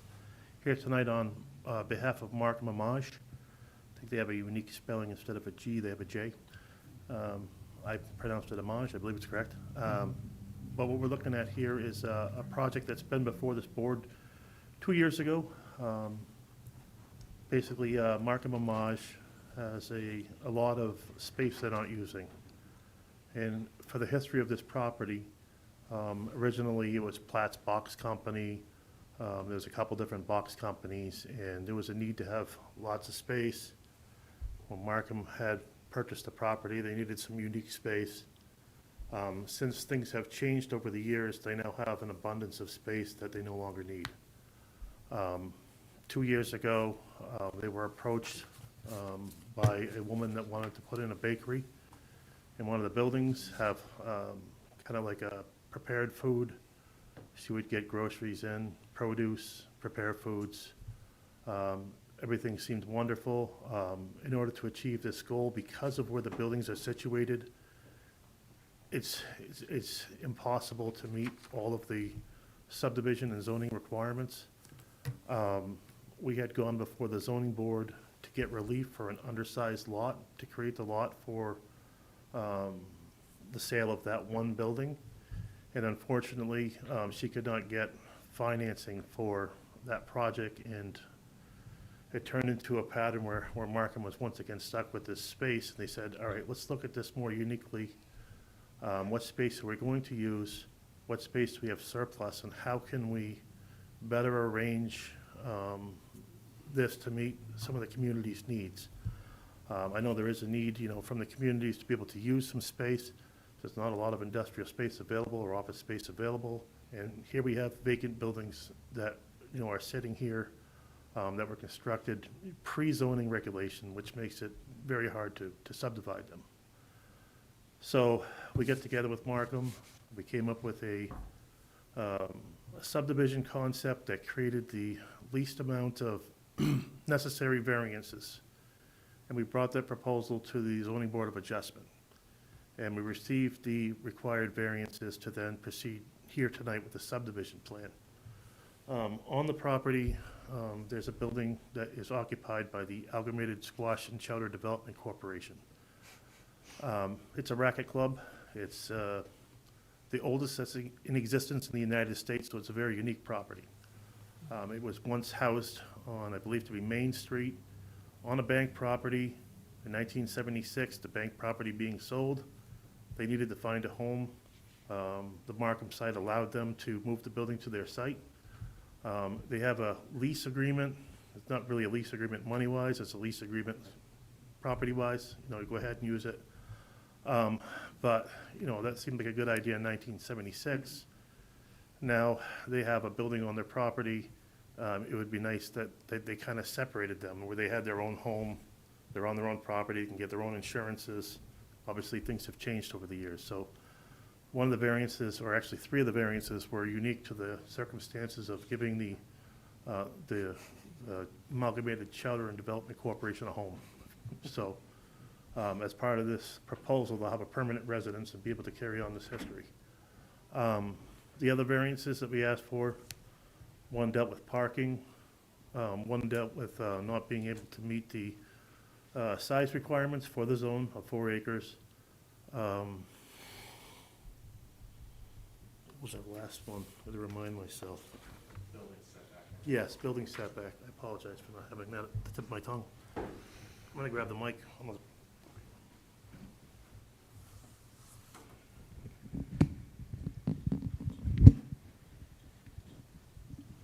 So because of the unique circumstances of these two buildings being in close proximity, and they're not being 30 feet here and they're not being 30 feet here, this was one of the variances where we had to come up with a lot line.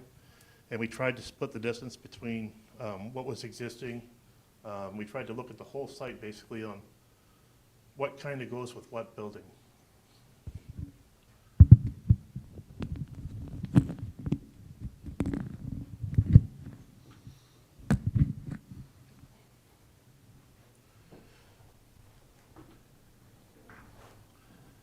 So we tried to understand what features go with what building. Parking, kind of yard space, everything, and we came up with this proposal that's in front of you tonight. The buildings are separately metered utility-wise. No issues there. There's no changes in proposed development. Existing site, no improvements, no proposed improvements. Abundance of parking, landscape in place. So, I mean, what we're really trying to do here is help Markham so they can find future owners for these buildings. And help Markham because they're basically maintaining, paying for insurance, heating, paying water bills on vacant buildings. And it kind of makes sense that we have some properties here available for the community to utilize. And the regulations that were proposed for the industrial zone, I don't know that they took into consideration proximities to existing buildings and how they would be treated in the future. So here we have a property that started small, grew. Now there's too much. And we're stuck with these buildings that, you know, they're basically vacant. We're trying to, you know, I think it makes sense to subdivide it. If you were to lease it out, not a lot of people want to do lease properties. You're limited to what you could do for improvements. The person leasing the property doesn't see much incentive from it because they're still maintaining the building, they're still paying a lot of taxes and stuff, and then they're stuck with a building that's been changed by somebody else. So a lot of people that want to utilize the space would want to purchase the property. So I think that that's also been something that's been commented on to them, that nobody wants to lease the property, they want to buy it. So, I mean, this is how we ended up here tonight. That's the brief history of the project, and I'd be happy to answer any questions. Councilor Remy? Thank you, Mr. Chair. Most of the divisions to me, kind of like you can follow along and see where the divide is. I'm trying to figure out what lot 4 is. Like, it just looks like it's a breaking off an undeveloped wetland parcel. So when we had, came up with this concept, we had a smaller lot 4. And I missed it when we went for the variances. I think that city staff, we had all looked at it, came up with an agreement of what we needed for variances. Then when we were doing under staff review, we had noticed that it would need to be slightly larger because of the zoning division line. We have a conservation district, we have an industrial district, so we had to get some additional space. So in grabbing that tail, that would be helpful for anybody if they needed to put in drainage, if they wanted to have a maintenance building. It's something that could be valuable to that lot, and quite frankly, it's not valuable to the larger lot. So it was to meet the requirements for, like I said, we tried to make the least amount of variances in our request. And I think we limited it to 6 variances, 3 of them being the Amalgamated Squash Club, and then the other 3 being, the best that we could do to capture the yard space and, everything else required by the zoning ordinance. Yeah, that part made sense. I'm trying to, I can see clear uses on the other pieces, and just having an industrial parcel that's kind of very limited access compared to the others. I appreciate that it's a larger piece than it looks like, just because the scale of those other lots, when we're used to looking at maps, something that big is tiny. Right. In here, that's 4 acres. Yes. So it's hard to imagine that. And I think that might be part of what's causing my issue, is that looking at that larger lot, lot 3 at whatever, 16 acres, the scale is not what we're used to. I'm gonna grab this one, a little easier. So because the zone line's right here, we need to actually have the 4 acres inside this area. So we had to come down to grab some of that area. We also have area in the conservation right here, so it's actually a 5.41 acre lot, so it is rather large. Yeah, and that's, I was just looking at the industrial park piece. But this little summary's great. If we ever have complex projects like this, we should keep this little summary format. And there's no structure on lot 4. No, that would be one lot where if they wanted to do something, I imagine they would have to go through community development and go through all the hoops to put something on that property. All right, Something that's I allowed was in just that- making sure I didn't miss something. No. I presume that's, the lot 4 is, sorry, I did not wait for. Yeah, go to be ahead, Mr. recognized. Hafer. Sorry, Mr. Chair. I presume you put lot 4 in position, so it could be developed in a future state if property owner wanted to sell and had a buyer for that land. It could be used as a industrial, for uses permitted in the industrial park. Correct, so they could sell it to somebody, say, that wanted to put in a real estate office or some office space building, some parking. Maybe they would have to meet the requirements because of impervious surface, put in some drainage, get that area down below. There's a lot of opportunity for that lot. Thank you. Mr. Cost? Thank you. Sorry, thank you, Mr. Chair. So this is a no-brainer question, but the squash court parcel is parcel 5, right? Because it's not numbered, so. I'll have to get up and look. Yeah. Okay, I just want to make sure that that's the 5th piece. Yes. Yeah, okay, the chart says that, okay. What I can't tell is, will there be access to all these lots or easements, or how will that be worked out? So we have some easements on the plan. If you look at lot 2, you'll see there's an easement from Optical Ave to the middle lot. And that's so that they would have access to their loading docks. Okay. We have an easement along lot 4, as they would both be able to benefit from that access way. The rest of the property, we're proposing a cross easement in the form, a legal form, a declaration, where existing utilities would be allowed to remain across the properties where they currently are, where they currently reside and for what they serve.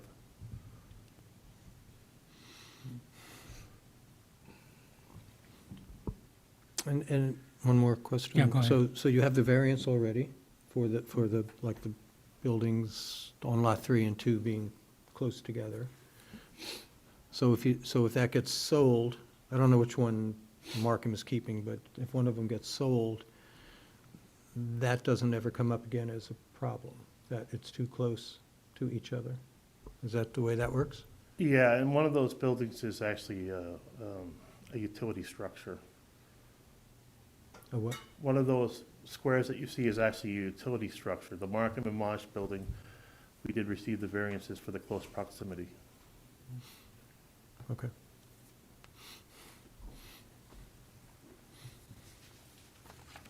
And the ultimate intent, if the company got its way, would be to be able to sell these lots to others, as you said, and let them own and renovate and do what they have to do. Okay. Yes, that's correct. Thank you. Okay. I'll ask staff to provide their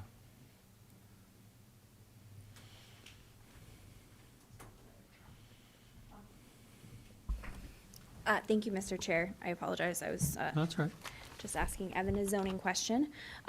This is Megan Fortson, planner. So as was discussed, this parent parcel here is 31 acres in size and is proposed to be divided into 5 different lots of varying sizes. If you look at the agenda and then you look at the request that's listed in the staff report, you'll see that the lot sizes listed are obviously different. I think Mr. Lefebvre did a good job of explaining why that is. It was because lot number 4 was made larger, so all of the other parcels were made slightly smaller in response to that. I have to say, we were all very excited, I think Mary most so, about the fact that we have the oldest amalgamated squash court in the United States here. As Mr. Lefebvre mentioned, there was obviously a total of 6 variances that were granted by the zoning board related to setbacks, substandard lot sizes, parking lot pavement setbacks, and then just the permitted use of the amalgamated squash court itself. After reviewing the application, staff do not feel that there's the potential for regional impact as part of the application. In regards to departmental comments, the city engineer did provide some comments just related to water and sewer services and having separate shutoffs for each of those things to each of the buildings. As Mr. Lefebvre mentioned, each of the buildings currently has its own water and sewer hookup, and if there were to be any change of use in any of those buildings into the future, those utilities would have to be reviewed by the city engineering department just to ensure that there would be sufficient service, sewer and water capacity available for whatever that proposed use was going to be. So those comments have been addressed to the satisfaction of the city engineer. To quickly go through the subdivision regulations, in terms of the lot sizes and the zoning relief and the proposal's compliance with zoning, Lot 1, which is, let's see, Lot 1 was granted a variance for a substandard lot size because there's only 3.5 acres proposed where 4 acres is required in industrial park. For lot number 2, which is going to be your lot sort of right below where Martin Street is, that lot was granted a variance for reduced side setback, and then all of the other 4 variances, I think, were related to reduced pavement setbacks, substandard lot sizes, reduced rear setbacks, and then the use variance for the amalgamated squash court. In regard to the character of the land for subdivision, that standard, along with the standards for scattered or premature development and preservation of existing features, are not applicable to the application, given the fact that the site is already developed. For monumentation, the applicant has stated that when and if the application is conditionally approved, they will move forward with installing the new lot monuments, which will then be inspected by the Public Works Director or their designee. So planning staff are recommending that lot monument inspection be made a condition of approval. In regards to special flood hazard areas, a portion of lot number 4 has a special flood hazard area indicated. And so planning staff are recommending that the plan be updated to include a note saying that any future potential development on that site obviously be done in compliance with the applicable floodplain regulations. For fire protection and water supply and utilities, again, kind of already addressed that. Those items would be reviewed in the future if there's any change of use that takes place. And then for site development standards, the only applicable standards are traffic and access management. And really that comes into play because there are a few access easements that are proposed. There's one on lots 2 and 3, I believe, for access to Optical Ave. And then there is another one proposed across lot 4 that would allow for access on, thank you very much, John, for access onto lot 3. So planning staff are recommending 2 conditions of approval, one related to the submittal of draft easement language to our department for the city attorney to review and comment on, and then one related to the submittal of the recorded easements once they're actually in place. And then the only other site development standard that is applicable is related to surface waters and wetlands. That portion of the lot number 4 that's in the special flood hazard area also does have some wetlands in it, so they will need to maintain a 30-foot surface water setback in the future if there's any development that happens on that lot. But they have already added a note to that effect to the plan, so that standard is met. I did write you a nice long recommended motion, which I'm happy to go through. It's your typical owner's signature, submittal of plans, recording fees, and then the submittal of an updated plan just indicating all of the zoning approvals that were issued and the decisions rendered, and then that note related to the special flood hazard zone. And I think that that's it. I'm happy to answer any questions. Questions for staff?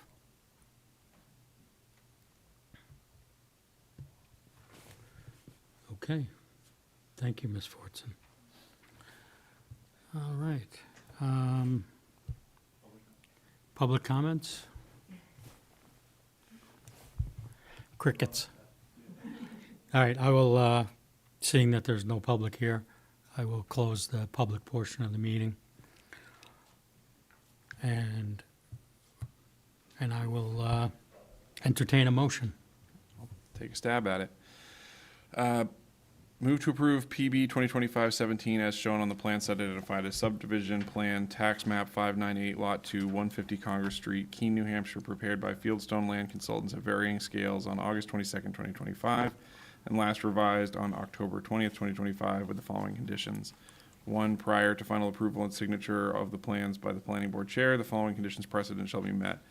A, owner's signature appears on all sheets of the final plan set. B, submittal of 4 full-sized paper copies, 2 Mylar copies, and a PDF version of the final plan set. C, submittal of a check in the amount of $255 made out to the City of Keene to cover the cost of recording fees. D, submittal of an updated proposed conditions plan, sheet SB1 showing the following. I, all zoning applications submitted and the decisions rendered. II. 2, whatever. Note number 5 shall be updated to state that any further development within the special flood hazard area will need to comply with all applicable local, federal, and state regulations and may require the submittal of a floodplain development permit to the Community Development Department. E, submittal of draft easement language to the Community Development Department for the review by the city attorney. F, installation and inspection of lot monuments by the Public Work Director or their designee, or in lieu of this, a submittal of a security to cover the cost of the installation of these monuments. 2, subsequent to final approval and signature by the planning board chair, the following conditions shall be met. A, submittal of a recorded easement agreements to the Community Development Department to be saved in the project file. Thank you. Second? Second.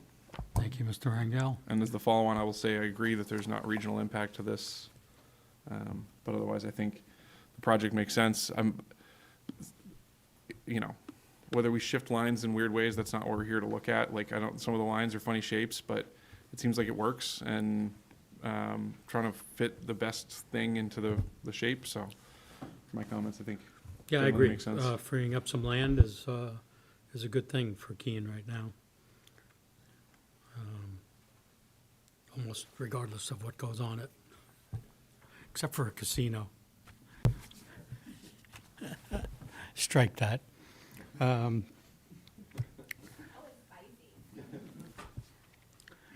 Ms. Vazani? Yeah, I agree. I thank you, Mr. Chair. I commend you for coming up with a creative way to use these vacant buildings. Vacant buildings are difficult to maintain, costly to insure, and can become a real issue for the public in general. So, thank you for putting all that work in to find a way to use them. Thank you very much. Anyone else? All right, we'll call the vote. All those in favor of approving PB 2025-17 subdivision indicate. Any opposed? All right, subdivision is approved. Thank you, sir. Thank you, Mr. Chair, board members, and members of the staff. On behalf of Mark and Mimaj, it's been a pleasure to work with the city in, finding homes for these vacant buildings. Everybody we've worked with, planning staff, zoning board, planning board, has been very helpful, and we just want to thank you for your time. Our pleasure.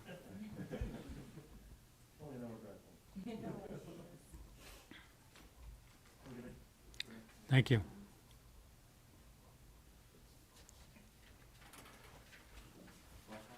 Last one. Last one is proposed amendments to the planning board regulations.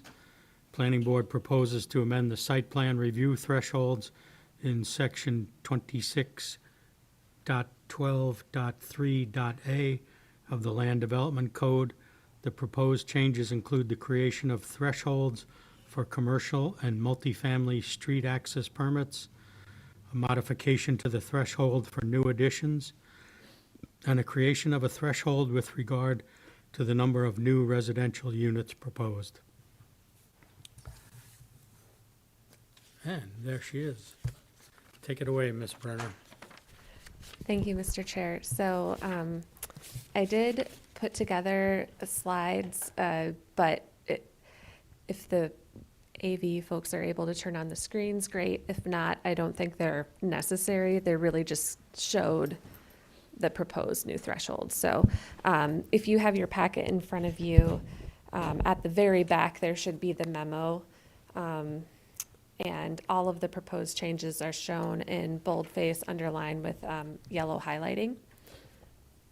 Is everyone able to see that? Yes. Perfect. Okay. So I'm just going to go through the proposed changes. But first, really quickly, just a quick reminder that your authority for site plan review comes from state statute, New Hampshire RSA 674-43. This allows the planning board to review site plans for non-residential and multifamily uses. This statute also gives the legislative body the ability to allow the planning board to delegate its authority, specifically its powers and duties for site plan review, to a committee of technically qualified administrators. And so the City of Keene has done this, and you have delegated your authority for minor site plan review to the minor project review committee, excuse me. And so what we're talking about today are the thresholds that separate minor site plans from major site plans. And then pretty much anything that doesn't fall into the category of site plan review would be underneath a third category that we call administrative planning review, which is essentially a staff review with no public hearing or anything like that. And it's just to review the project to make sure it meets the site development standards in the LDC.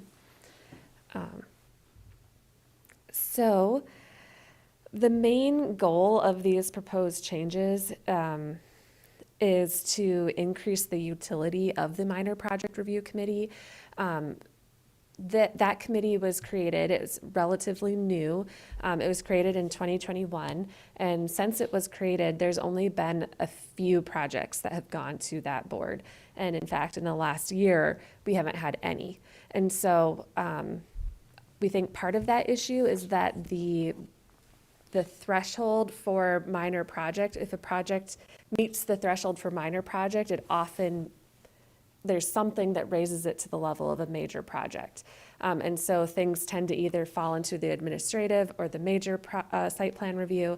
And the band of projects that can go to the minor projects committee is just too narrow. So part of this is trying to widen that band a little bit and increase the number of projects that could go to the minor project review committee. For the applicants that have gone through that process, they've really appreciated it. It helps shorten the time frame. It helps speed things up a little bit. It's a little bit less daunting to have to go, it's during the day, and it's staff that they've probably worked with and have good relationships with, and it's, it takes a lot of the unknowns out of the process. However, it does still require all the same noticing that major site plans require. So you have the 10-day posted notice in the paper. You have to do notice to abutters, including everyone within 200 feet of the parcel boundary in Keene.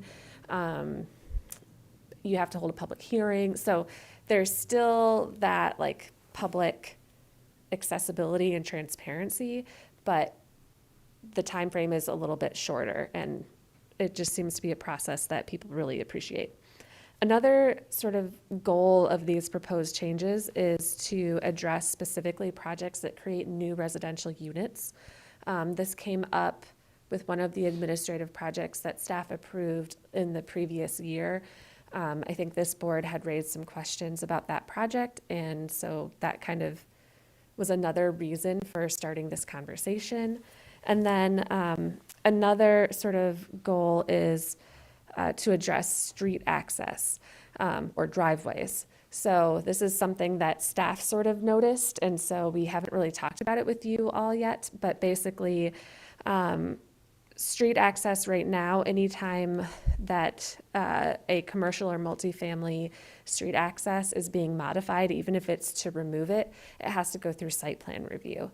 And this board has delegated its authority with respect to single-family and two-family street access to the city engineer.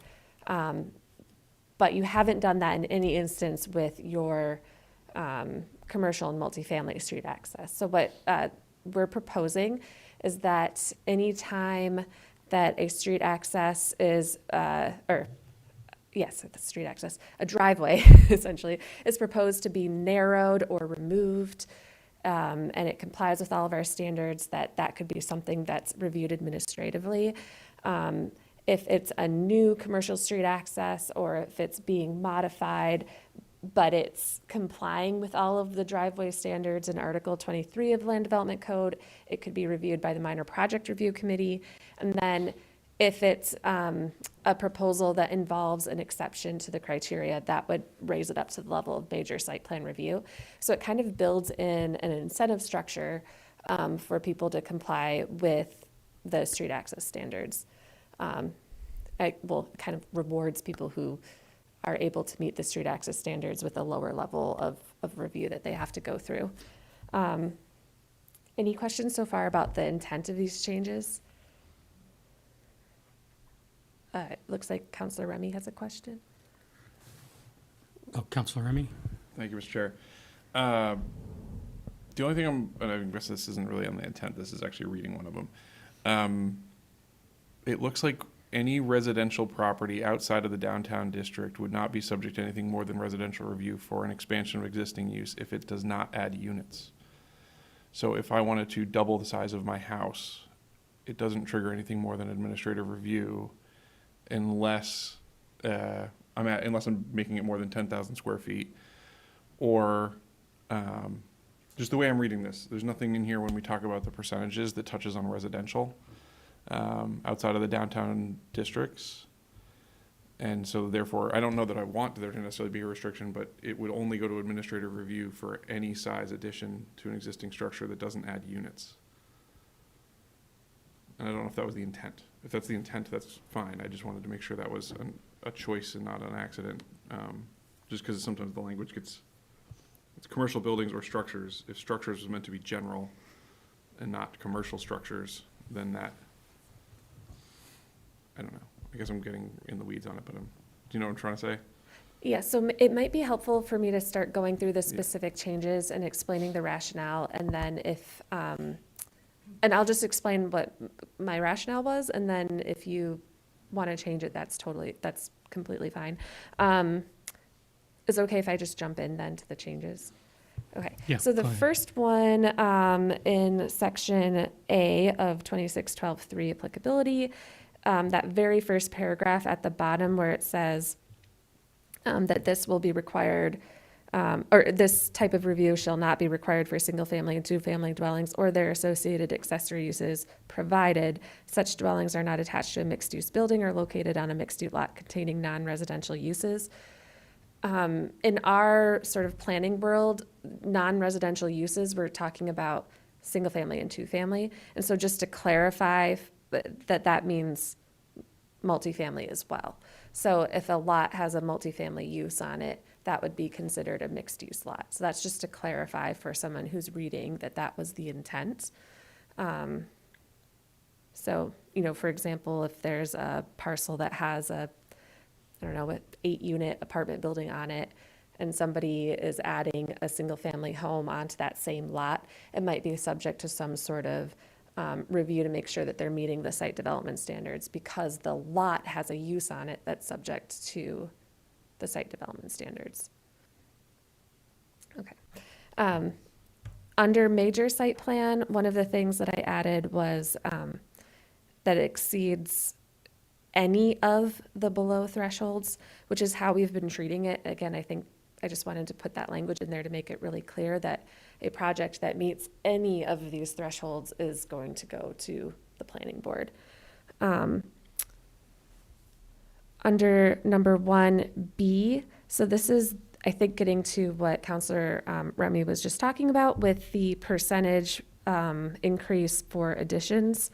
One of the pieces of feedback that we heard actually from two of you was that the downtown is of more interest to you all than areas outside the downtown, and that changes in the downtown might have a lower threshold than changes outside the downtown for review.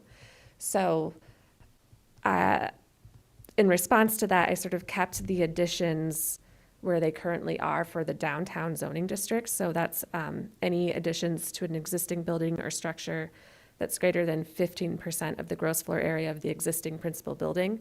And then outside of the downtown districts, that goes up to 25%. And I think, for example, when you get out into the industrial districts where you have these massive buildings, it's actually, we found that it's pretty easy to meet that threshold. So again, trying to increase that middle band where projects can go to the minor project review committee is the goal with this change.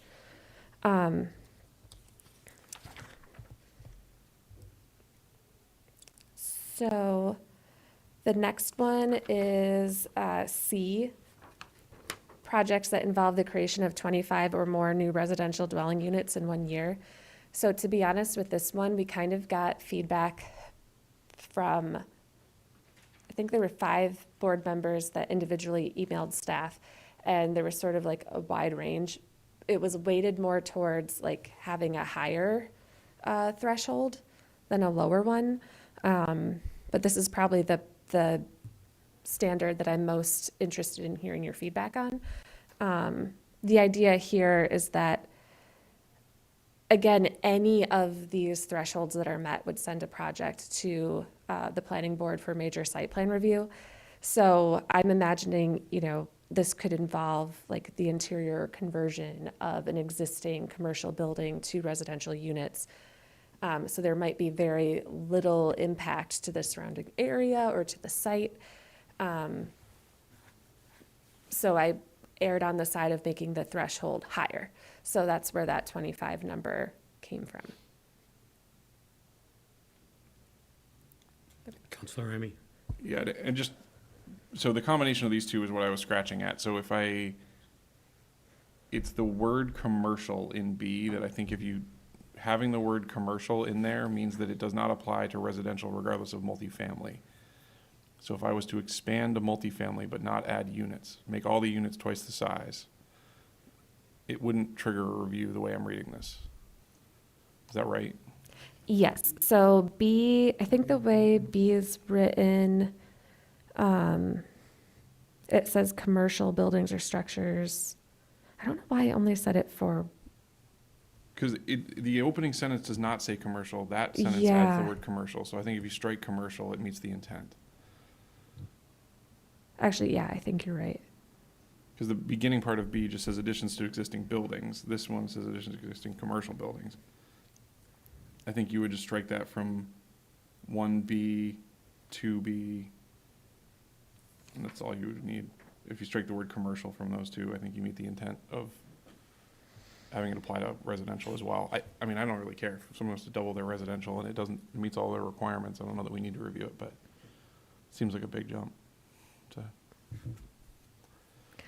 just my Yeah, I'm opinion. trying to remember the rationale there. But if anyone else has any thoughts on that. But it is a little confusing because you're Yeah. mixing terms, basically. Mr. Hafer? Thank you. Yeah, my note, when you were going, is there any reason not to add is there any are there technical aspects you wouldn't want to split 1B into two different, to a B and a C? Because I think some of the confusion might be just if it's this and 15%, if it's that, it's 25. It doesn't make it, I mean, do you have the flexibility to make a new bullet point, a new C or something in there? Just to separate them. I'm just wondering if that would help clarify what we're trying to do there. One's highlighted, one's not. Right, well, everything's highlighted is brand new, so Right, and why I isn't feel that like just you a change the, one like, I feel like C? it actually is talking about a different thing first, right? Right, that's why I was thinking. Yeah, I think well, I that, was thinking like, maybe it's like, better because I as a took me a minute, I'm like, wait, different that's actually the same thing. item. Yeah, suggestion, if it doesn't turn into, we have to go to the New Hampshire legislature to change it. Seems like if it's an internal policy, we have the flexibility to wordsmith that a little bit differently. And I'm aligned that they're saying the same thing. It's just that they're almost saying the same thing because one is applying to all buildings that this applies to and the other one excludes residential. The second half of the sentence excludes residential. Yeah. That's where It seemed like people were nodding their heads when you were talking about removing the word commercial. Does that seem to be supported by everyone, or is anybody concerned by that?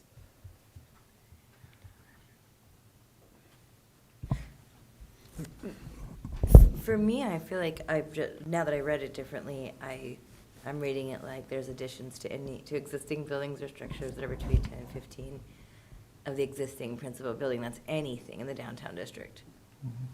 Stop. And then, because I just think I just got caught up because it was a longer sentence. So now I would like add maybe another bullet point to it, just so that it separates those two. I think it just might be a little bit confusing for. if you read that second sentence, Yeah, so then it would be additions to existing commercial buildings or structures that are between 15 and 25 in all other zoning districts have to go. or 25% in the upper one, yeah. Right. So yeah, I think that could easily be split into two.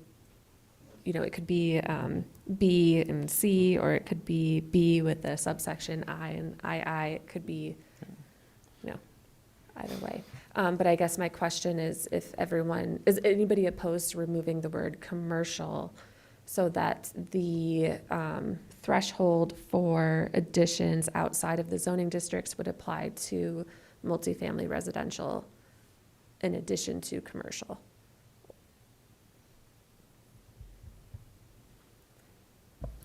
Okay, I'm going to take that as a. Mr.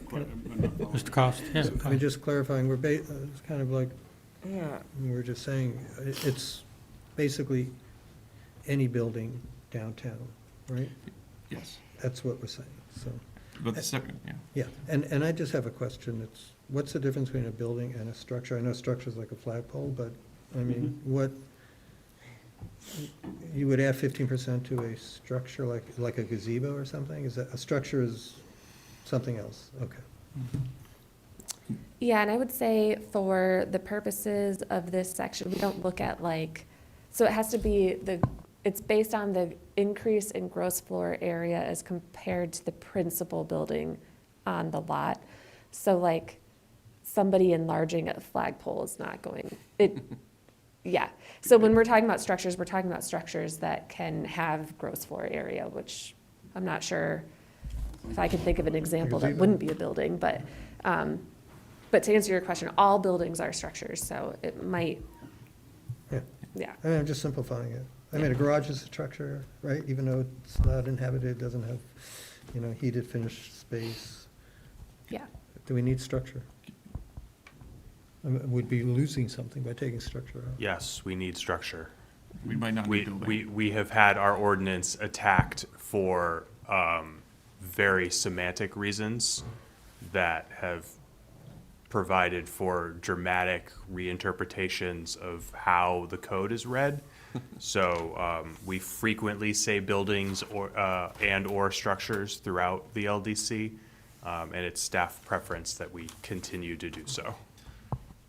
Can I take another swing at trying to explain what my concern Yeah, is? go ahead. All right, so right now, if you are outside of the downtown district, so ignore the first sentence, right? You're looking at what we want to break out into its own bullet. If you are going in a multifamily unit outside of the downtown districts, there is no regulation currently addressing those properties because it's phrased as commercial today. In the new language, it says commercial properties. A residential or multifamily property would not fall under that, and therefore there's no regulation, or there's no escalation clause for a residential property outside of the downtown districts. Because to your point, to Sarah's point, if you split them at that or, nothing touches residential for the second half. Well, correct me if I'm wrong, but right now, because the yellow language doesn't exist in the code, there is, There is today. I'm saying if we make these changes, we remove the restrictions on residential outside of the downtown districts. yeah. Your concern would be, I'm sorry, I'm assuming some level of discussion formats here. What is your concern, Mr. Councilor Remy? Like, or what are you hoping we avoid here? I would remove the word commercial, and then it applies outside of the downtown districts, all commercial, all things that this applies to, which is multifamilies and commercial, would fall under the same rules, as opposed to highlighting commercial for that and having no call out for multifamilies with some other rule. They're not covered by this anymore. They would all go to, as long as they're not adding units, they would all go to administrative planning review. I'm not opposed to that, because go build housing, but I want it to not be an accident. And I think the more I'm thinking about this, the more I think that the inclusion of the word commercial was an accident. At one point in time, I think I had included commercial at the beginning as well, because I was thinking that the residential would be handled completely separately. But then I went back to having this apply to residential as well, and I must have just forgotten to remove commercial from the second half, so I apologize for that.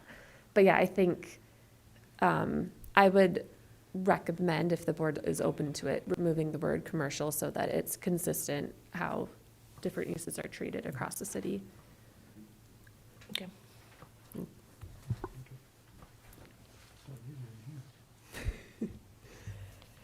Yeah, I don't know if we need to vote on it, but I'm in favor of that. Okay, so I will split B into, I'll call it additions, and then I'll make a subsection I for downtown districts, and then a subsection II for all other districts, and split that into basically two sentences. And then it didn't seem like there was any feedback on the threshold of 25 or more new residential dwelling units. Is everyone good with that number? So, no, that number's fine here. But when we get to the minor site plan, I do have some questions which could, change that. I mean, okay. So we'll wait till you get to that. So for clarity's sake, for projects that involve creation of 24, that would be, could be a 24 unit, could be handled by the administrative committee? Is that what we're saying with this? A minor. The It's minor, got 3 tiers here, yeah. right, okay, so the minor project review, this could be handled internally essentially, without coming to this full board. Yes, Okay. yep. As long as it's under 25%. Under 20, yeah. Well, I think, I mean, that was one of the impetuses for some of these changes, not all of them, Mhm. but was a little more transparency to the community, or, to the neighbors, Mm-hmm. where these things are going. Some people push back against that, but Right. personally, I think we as a board felt it was important to kind of swing the pendulum a little further towards transparency for the short term. For clarity, everything above 10 would require noticing of the neighbors, right? Because it would go to minor site plan, and that would still be noticed. That's correct. So, yeah, so this is just, to clarify right now, I'm just going through the thresholds that would go to the full planning board, but yes, there's 2 levels of review that would kind of fall below this level. Okay. The next change was with respect to commercial or multifamily street access, where an exception is requested from the street access permit criteria in Article 23. Any questions about that one? Okay. So then going to the minor site plan criteria, I added the phrase "any of" again, just to make it really clear that any of those thresholds that are met would send it to the minor project review committee. I could do the same thing for B that we did with the major site plan, where I could split this out into 2 subsections, I and II, and strike the word commercial from that second half of the sentence. But essentially, this states that additions to existing buildings or structures that are between 10% and 15% of the gross floor area of the existing principal building in the downtown would go to minor project review committee. Outside of the downtown, it's between 15 and 25% would go to minor project review committee. Yeah, that makes sense to me, and did that, sorry. Yeah, go ahead. Let's just jump. Mr. Cost. Thank you. So I mean, so there's downtown, and downtown, like Main Street, and Roxbury coming off of Main Street, and all our main downtown developed stuff, maybe Gilbo in the future. It seems to me that's, like, I think I've been, all my notes to you were about this, but to me, even a 2,000 square foot building on Main Street is a big deal, I think. And maybe not so much, off of Main Street too far, but in some of the other neighborhoods. But I think on Main Street, some of these thresholds I think they should be lower for Main Street. They should go to major site plan review. If I was going to put a 4,909 square foot building on Main Street, that's a big deal. It's going to have a lot of impact. It's going to do a lot of things. And so to not come before the planning board and consider everything, and not that I don't think, staff and all the professionals can do that well. It just seems like those are really significant impacts and changes to particularly, I don't know if we define Main Street or, Central Commerce District, if we have some term for this area, but I just think we want to really watch what happens. And especially when you get further down, like where Athens Pizzas and stuff like that, there's just so much opportunity for stuff. And so it seems to me that we would want to be a little tighter on those areas in particular. In your example, you said the 499, I mean, that seems like that's allowed today, or that would be a minor site plan review, because it Well, meets based on this. A, right? But that's A is in existence. Yeah, it already exists. Yeah. So, But we're Can you not turn on changing your it. microphone, please? Can you turn on your mic? We're not changing that. Right, so but a 4,900 square foot building today would qualify for a minor site review plan, if I'm Right. And what I hear you saying is you wish it would be a major site review plan, so that's I not would think changing. 2,000 square feet. I don't know what the right number is, how small we want to go, but there's a point where I think a building on Main Street is going to have an impact, almost regardless of the size. Okay. And so. I guess what I'm just pointing out is that nothing changes here, addresses your Right. concern that a 2,000 square foot building would be Right. required for major site review. Yeah, and don't forget, there is an overlay in kind of Main Street. Does that control, The does that take historical overlay. precedent over this, the overlay that Chairman's talking about? So the downtown has the form-based codes, and it's also in the historic district. But the historic district, because we adopted the form-based code, new construction doesn't go to the Historic District Commission.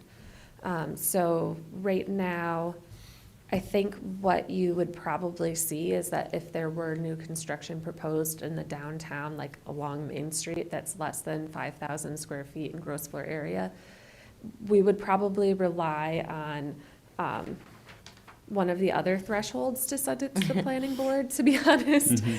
Just because I think we know that that would be of great interest to the community, and that it would have a lot of impacts on the community. So I think where we would probably hang our hat would be H or I, modifications to the site or building, which at the discretion of the community development director or their designee warrants major site plan review.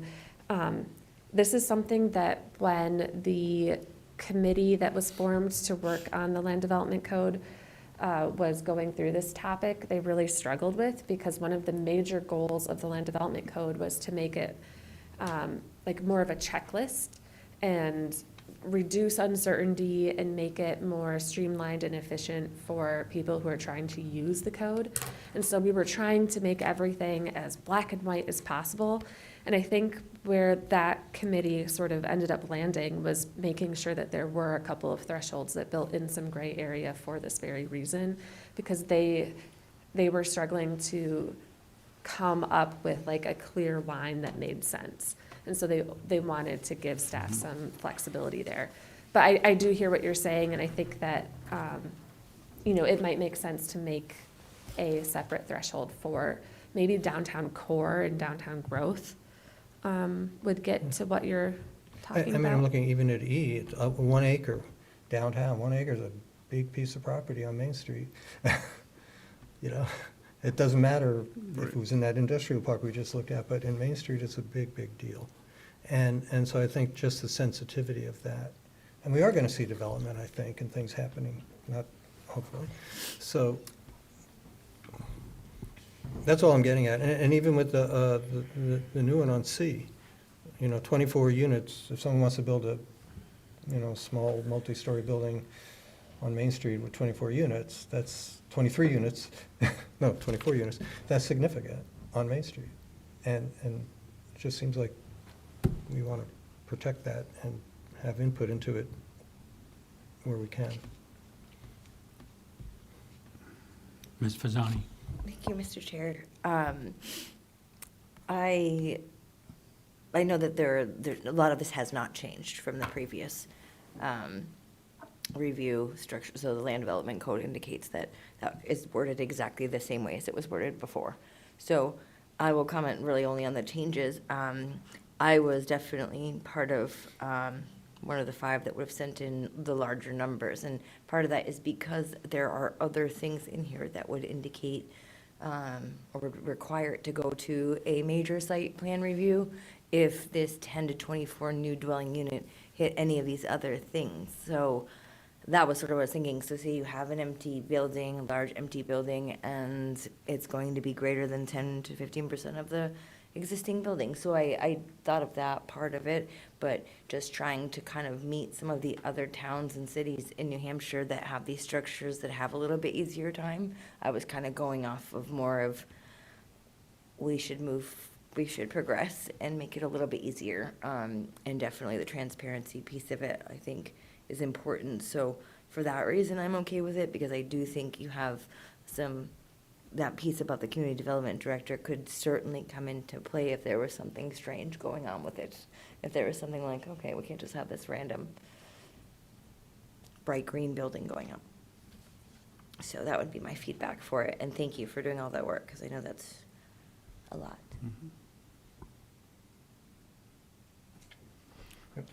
So, Uh, just real quick, Hold on one sec. Where do you want us to end up tonight? Yeah, thank you. Caught myself. Ideally, if the board is not ready to adopt this tonight, what I could do is take your feedback and bring back another version for next month. So if you feel like you're running out of steam and want to just come back to this, I think I've heard some good feedback so far, and I guess the one piece that I do want to hear from the rest of the board on is to Mr. Cost's point about the downtown, and that I think it's threshold 1A, which says new principal buildings or structures greater than 5,000 square feet in gross floor area. What I'm hearing from Mr. Cost is that he wants that number to be lower for the downtown. I guess for the rest of the board, do you feel like the other thresholds provide enough of a safety net, or would you like to see sort of a bifurcation of that, similar to what we're doing for B? Counselor Remy? Thank you, Mr. Chair. I'm okay with it being where it is right now. I understand exactly where Mr. Costa is coming from. I think it's okay based on how strict the form-based code, but how like specific the form-based code is and how much work was put into that. And the entire intent of going to a form-based code was to limit the number of meetings that somebody wanting to put in a building that met our vision for downtown had to go to. And the idea was to say, this is what we're okay with. So as long as you meet this, you don't need to go through all the hoops. I don't want to walk that back, partly because I voted for it when we put it in. But I think I understand both sides of it and wanting to make sure it's done there, but the level of depth in that form-based code, I think, is really, covers us there. That LDC is it's a lot. I'll go back and study that. Mr. Cost?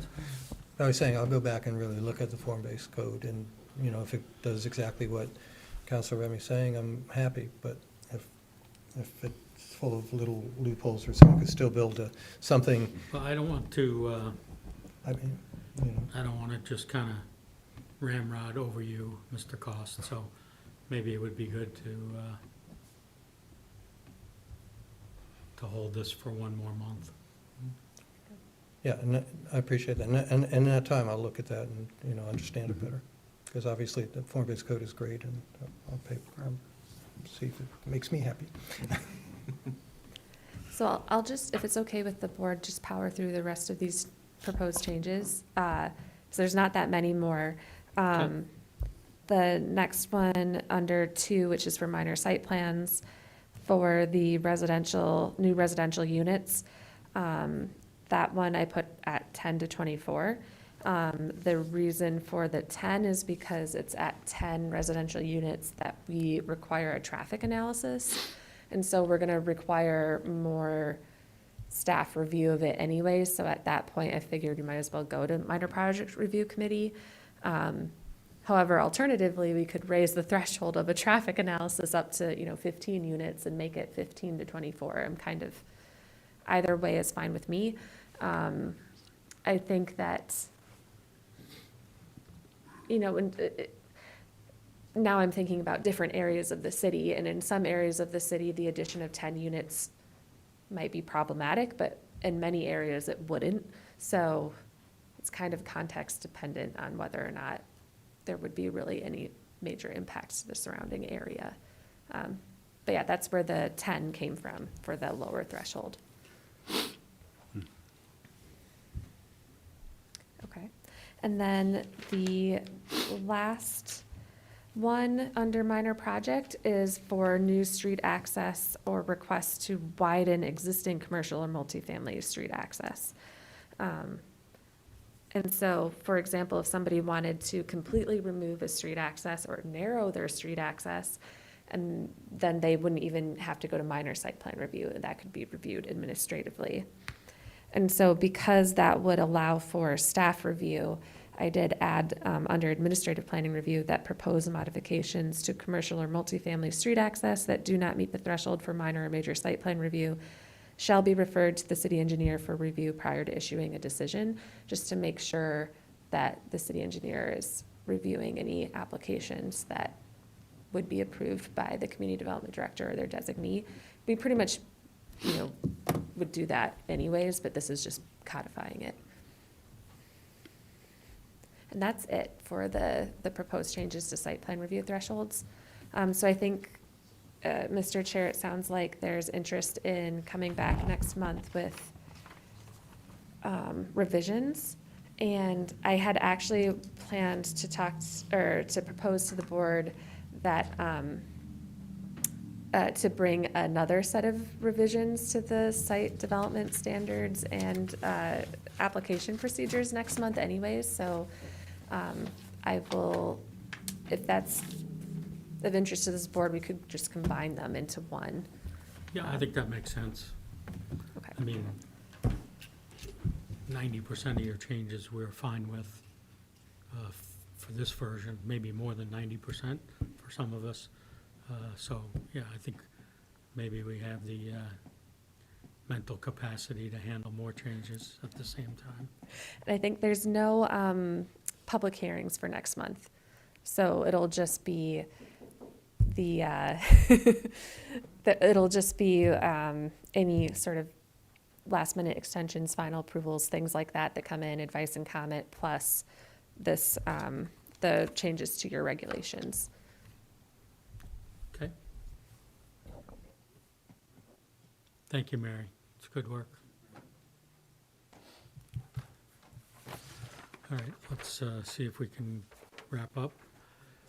Staff updates, anything from staff?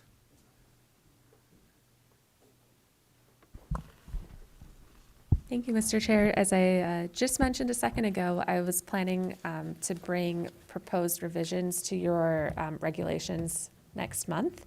And these are part of a series of running updates that we've been keeping a list of.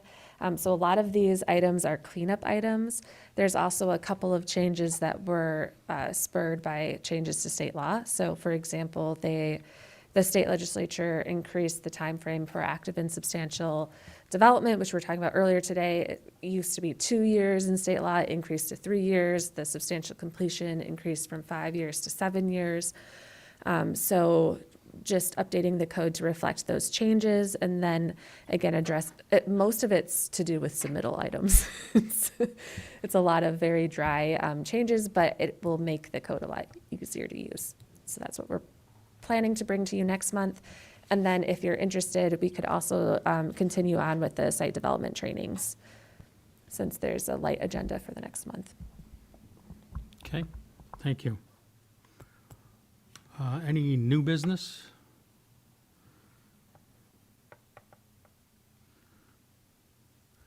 I have one.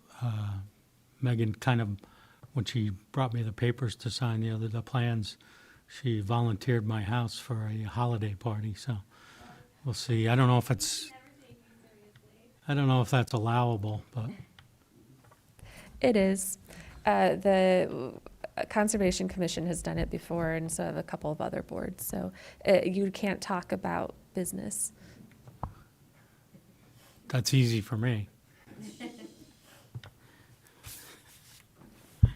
But we'll have to figure that out, what kind of a date works. All right, upcoming dates of interest, Joint Committee of Planning Board and PLD, November 10th at 6:30. Planning Board Steering Committee, November 10th at noon. Planning Board Site Visit, sounds like that probably won't happen, but November 19th. and the time is kind of floating.